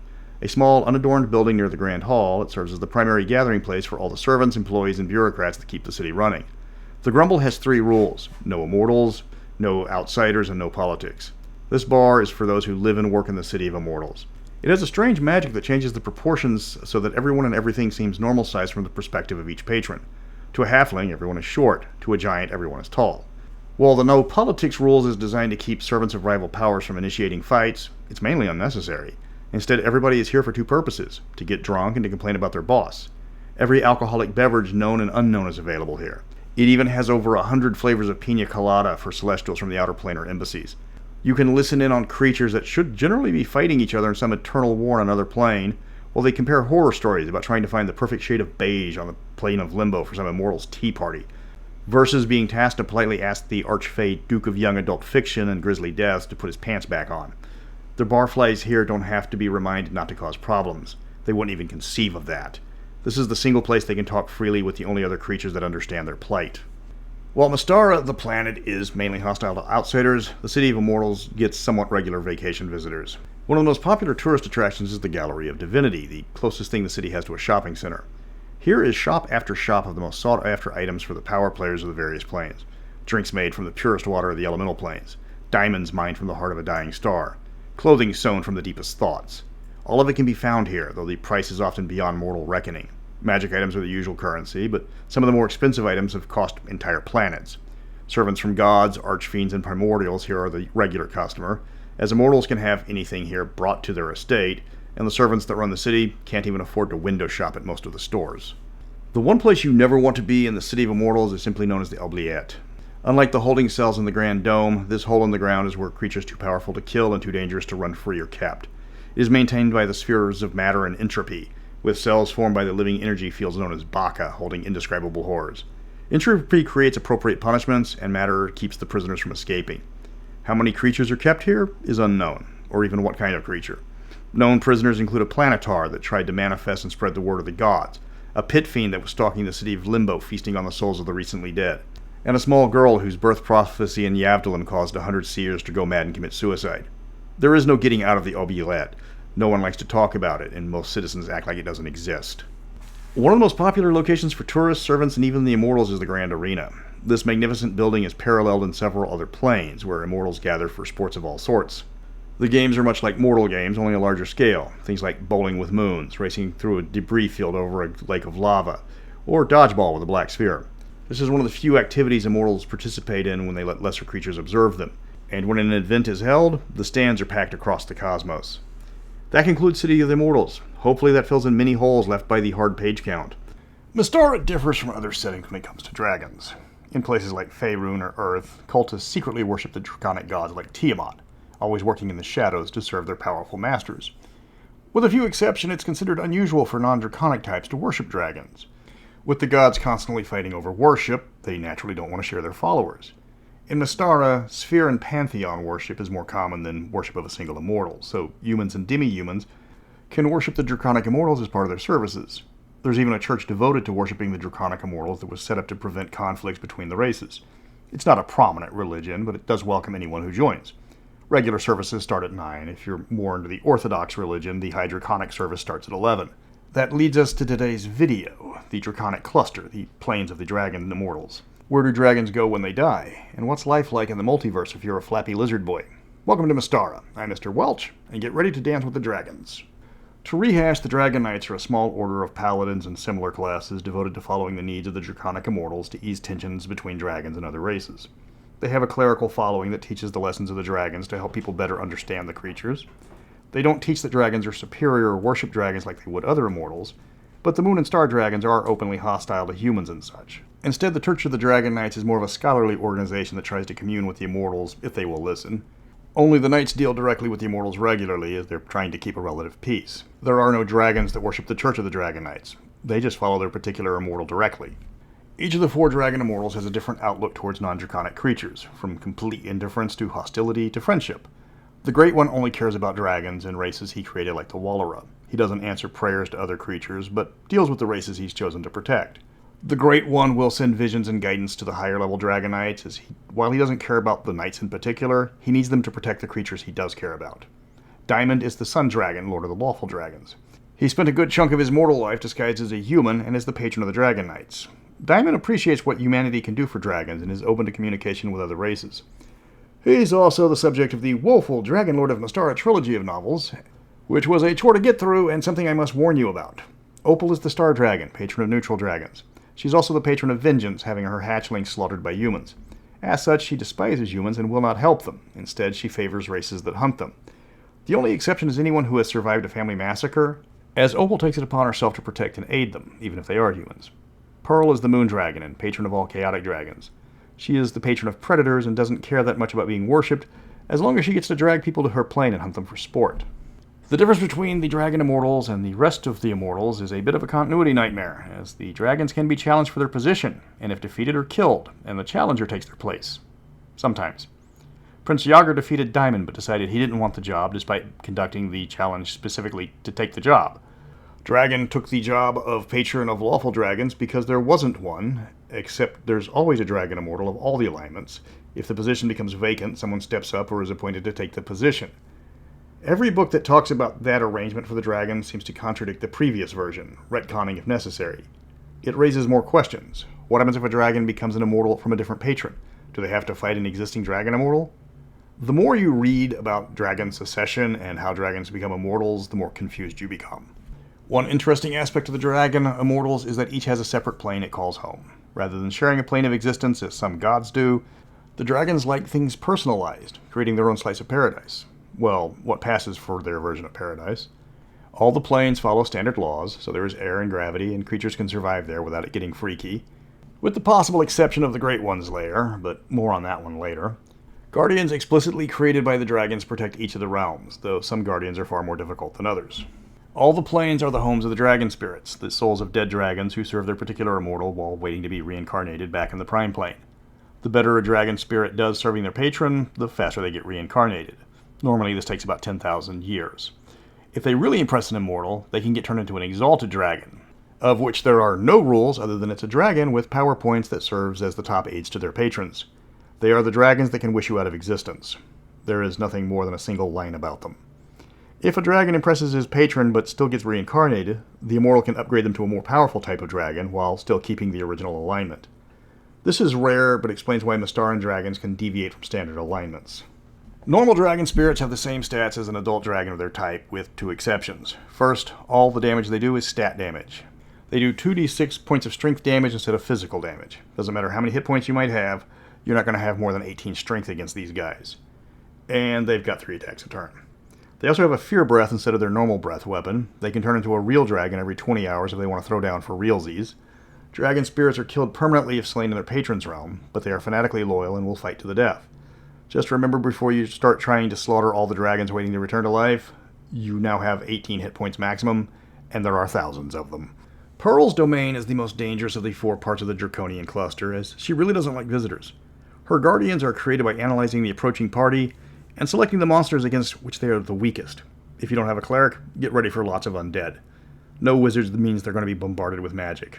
It's not fair, and Pearl doesn't care.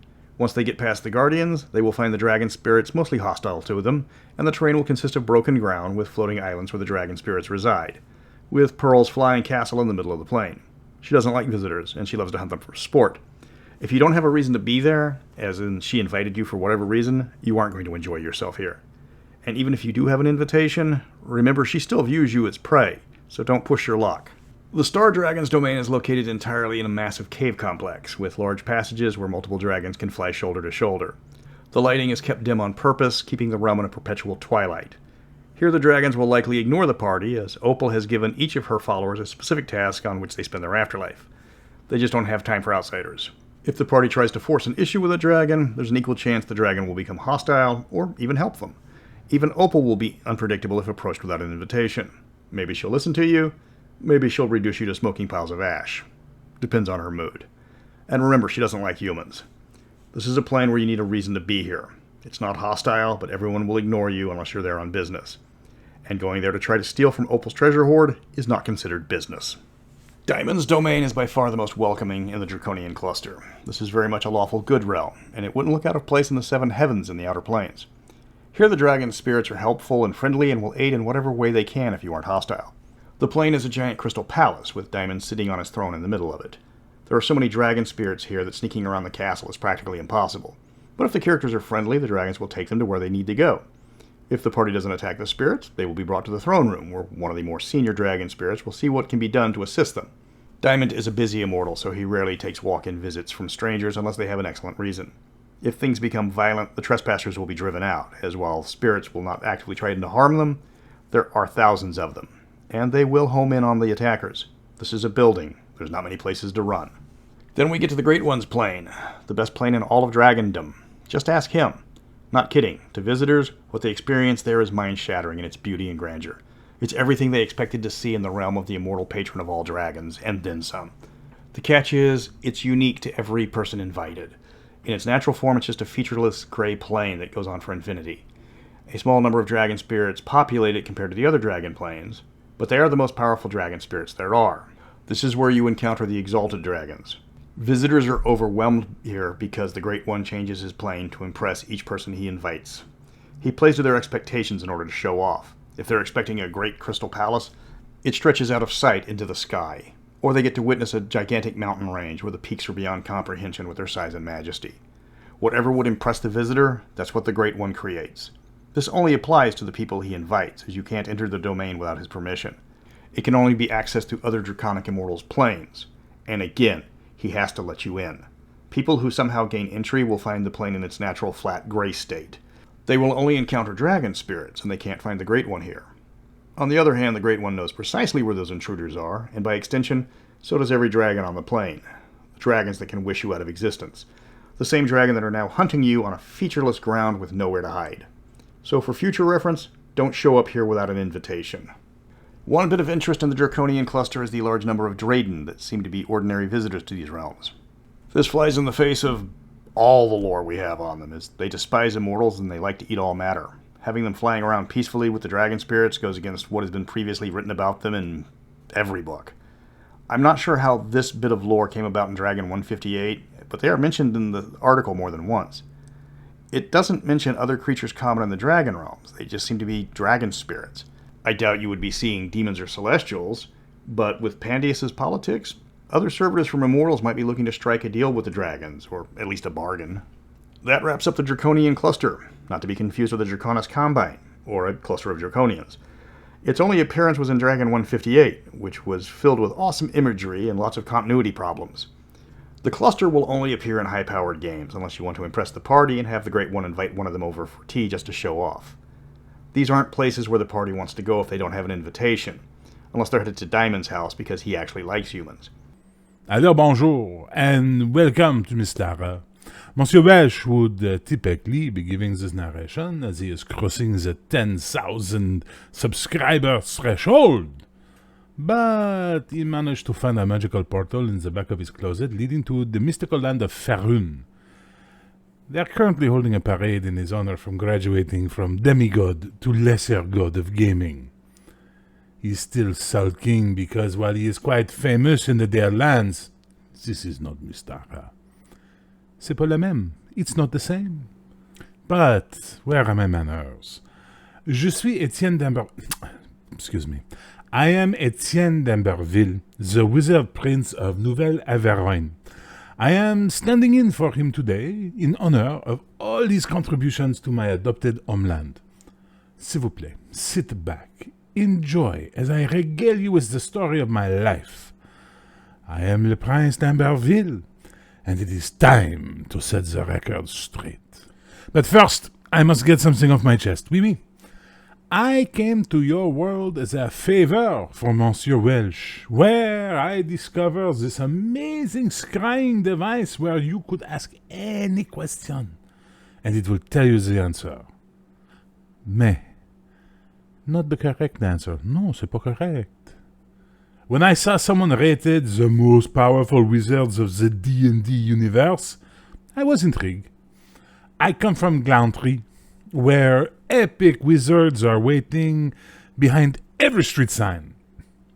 In distant Alphesia, they are rumored to be ruled by a council of 1,000 archmages. But no, more than half the wizards hailed from the world of Faerun.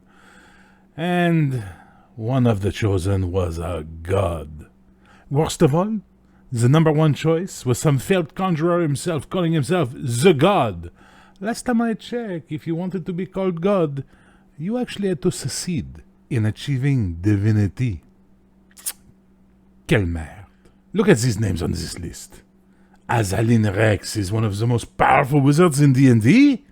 He's not even the most powerful wizard in Ravenloft. And that misanthropic hermit Meriadoth holds that undesirable title. Niv Mizzet? Skissa, who is this Niv Mizzet? He's not even in this game.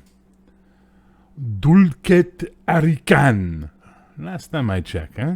In order to be a wizard, you have to have spells, arcane magic. Not just some magical power given to you by a deity like willy-nilly. Are you including Fizban as a mortal wizard? So deities are now eligible for this list? Fine. Let's compare my resume with their number one choice, Monsieur Karsus. Karsus wanted to be a god, eh? So he cast a 12-level spell and failed. Kill himself, destroy his people. Moi? I became an immortal by casting a 9-level spell. Oh, and I succeeded.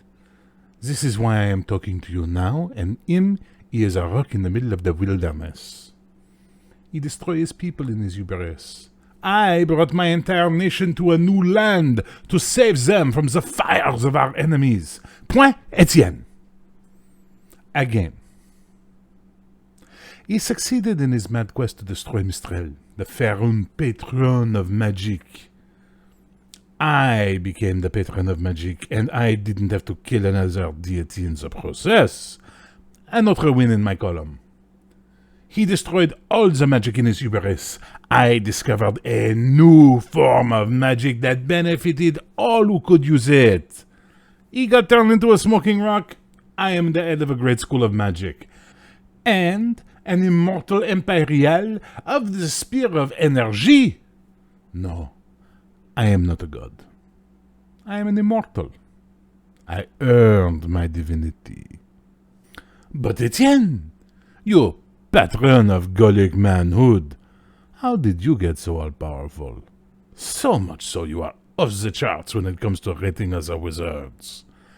This is an excellent question, one that I am happy to answer. I didn't always have my unsurpassed magical abilities, my encyclopedic knowledge of all things arcane, or my rock-hard six-pack abs. I had to earn these, And once I had mastered the art, I had to struggle to maintain my place at the top. Oh, I had numerous foes waiting to see me fall, many of whom come from my own family. Most of whom actually come from my own family. We D'Ambervilles are nothing if not persistent. I was not born in Glantry. My family originally came from a distant and magical place we call France. This is right. I come from your world, a version of your world. There, I was raised by my parents, Michel and Camille, where I first learned magic and was taught that I would be the savior of my family. There, I balanced my magical studies with the attentions I received from the ladies because of my naturally occurring good looks. It was a difficult time in my life. When I was 17, I lost my father in battle. Our family was very powerful in the ways of magic, something French people will rarely mention. I blame Pope Clement V. We rode out to do battle with papal forces, despite being vastly outnumbered. The enemy inflicted terrible losses on our troops, including mon père, my father. But the day was ours, through bravery, determination, and no small amount of fireballs. But alas, I was now the head of my family before I was ready. My brother, Richard, was older, but he could not cast magic. And who trusts a leader who cannot cast magic? But we were en danger, we were in danger, and I needed to do something. After consulting with my family, at least the people who could cast spells, it was time to find a new home away from Averoigne. Nouvelle Averoigne, if you will. I was still a teenager, but what a teenager I was. I used my awesome magical powers to locate a new home, not just for my family, but for my people as well. If France would not have us, I would make a new magical France, with roulette and courtesans. I explained this to my family, and we agreed to vote on it, with only my brother Henri voting in my favor, and my siblings Madeleine, Simon, and Richard voting against it. But as they were not wizards, their votes did not count. Since my brother Henri wasn't me, his vote didn't count either. But we were taking our people to the world of Mystara, where we could openly live our lives sans prejudice, without prejudice, even better, without clerics, dwarves, or halflings. I used scrying magic to find the ideal location for my people. Mystara is resplendent with various terrain types.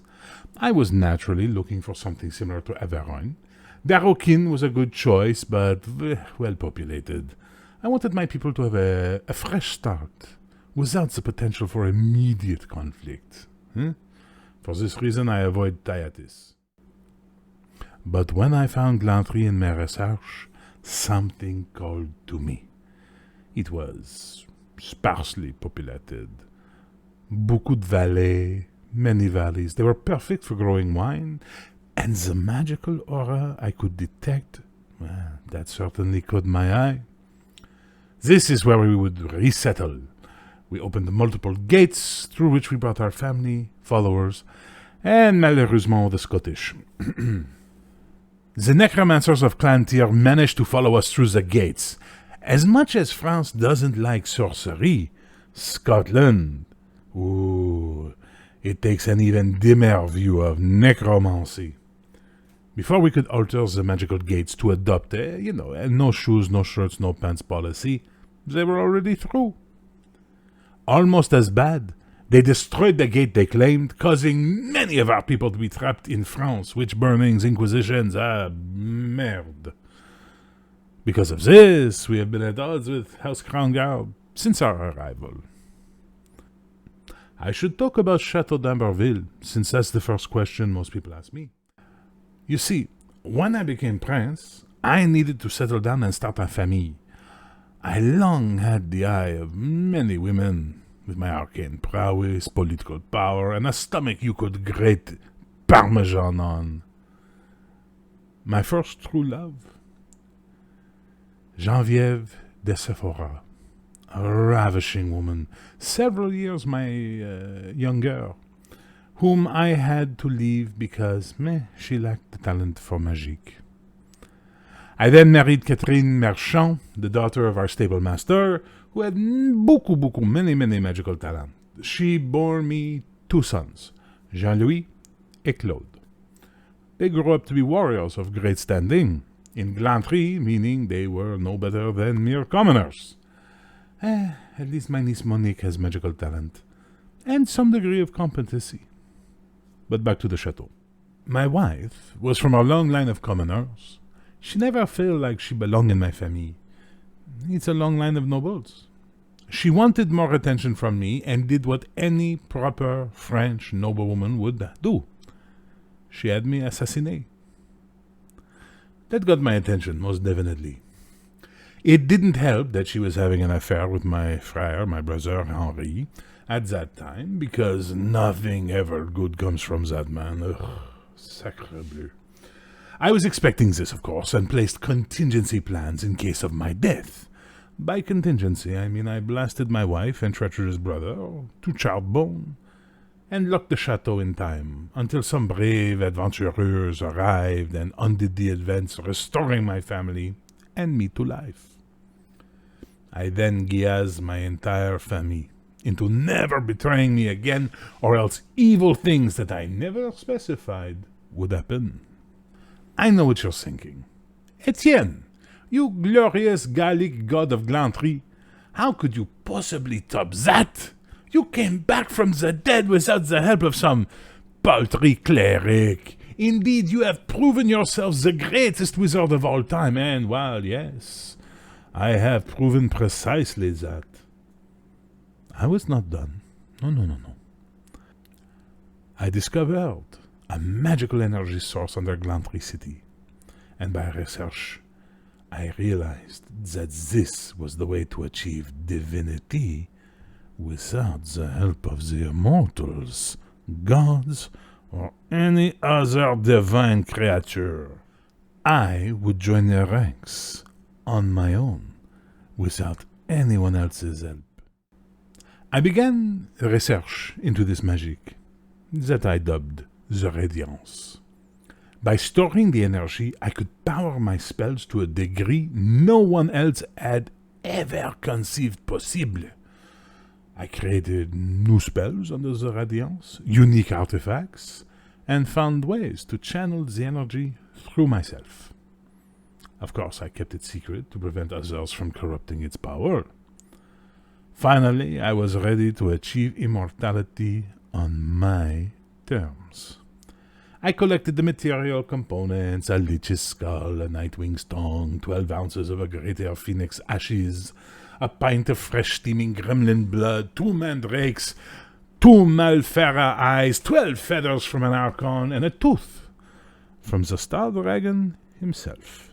All in all, a rather productive night. Then I cast Transcend Life Force and was ready to walk into Pandia's City of Immortals. The only thing standing between me and my destiny was a single titan sworn to the sphere of energy.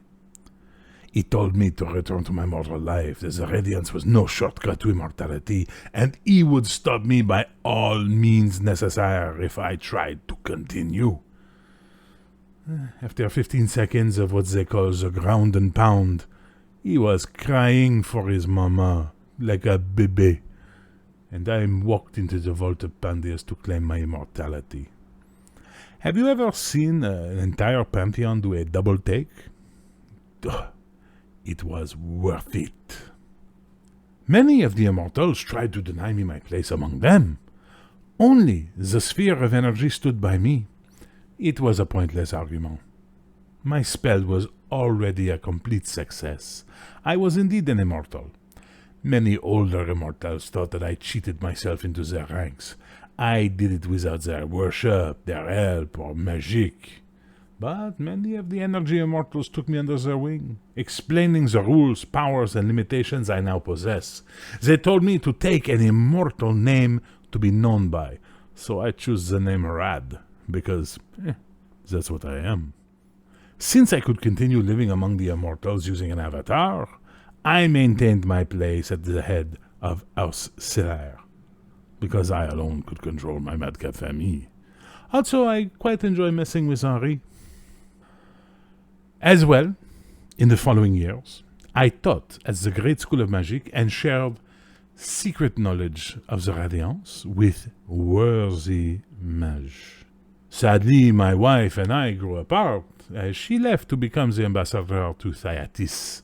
Henri still coveted my position at the head of the household, and the rest of my family just did what they wanted. But then, the Alphatians started causing trouble by telling us what we could and could not do with our magic. I sent them away with a dismissive letter. But alas, they returned, forcing me to taunt them a second time. Thus the wrath of the Immortals started, a war between Glantry and Alphatia. Thyatis wisely joined our side, but was quickly defeated because what do you expect to happen when fighters challenge wizards? This was even before Monty Cook wrote the Glantry book. But I had a secret weapon to defeat Alphatia. And by defeat, I mean wiping them off the map. Complètement. Bye-bye. Literally, the continent sank beneath the waves. This caused the old ones to come and have a chat with me about using immortal-level magics to kill mortals. Apparently, my defense that they started it wasn't going to pass. In short, Wrath of the Immortals was the most disappointing thing, except for my sons. But, fortunately for me, I was not slain, but put into a prison of my own mind. During this time, my brother Henri again tried to murder his way to the top at a family gathering, no less. How rude. My dear sweet maman hired adventurers who were able to free me from the mental prison and return me to my former glory and let me mess with Henri one more time as he had violated his Gaia. I hope he likes incurable and chronic joke itch. It was then that I discovered my true love, Geneviève, was secretly a wizard all this time, and we could have been together from the very start. Putain! But now I have returned to the ranks of the Immortals, and once more I sit as the head of the Great School of Magic. Not bad for a kid from Vaillant, no? Thus concludes this video, as I must return to Mystara, for there are entropics to be thwarted, students to be lectured, and my family to be guided. I hope you enjoy it. Also, let me say merci to Bears, the Gen X GM, for allowing me to crash at his place in Quebec while I record this. Texas is just too damn hot, even for an immortal like me. Check his channel for gaming, geek-related topics, nerdy stuff.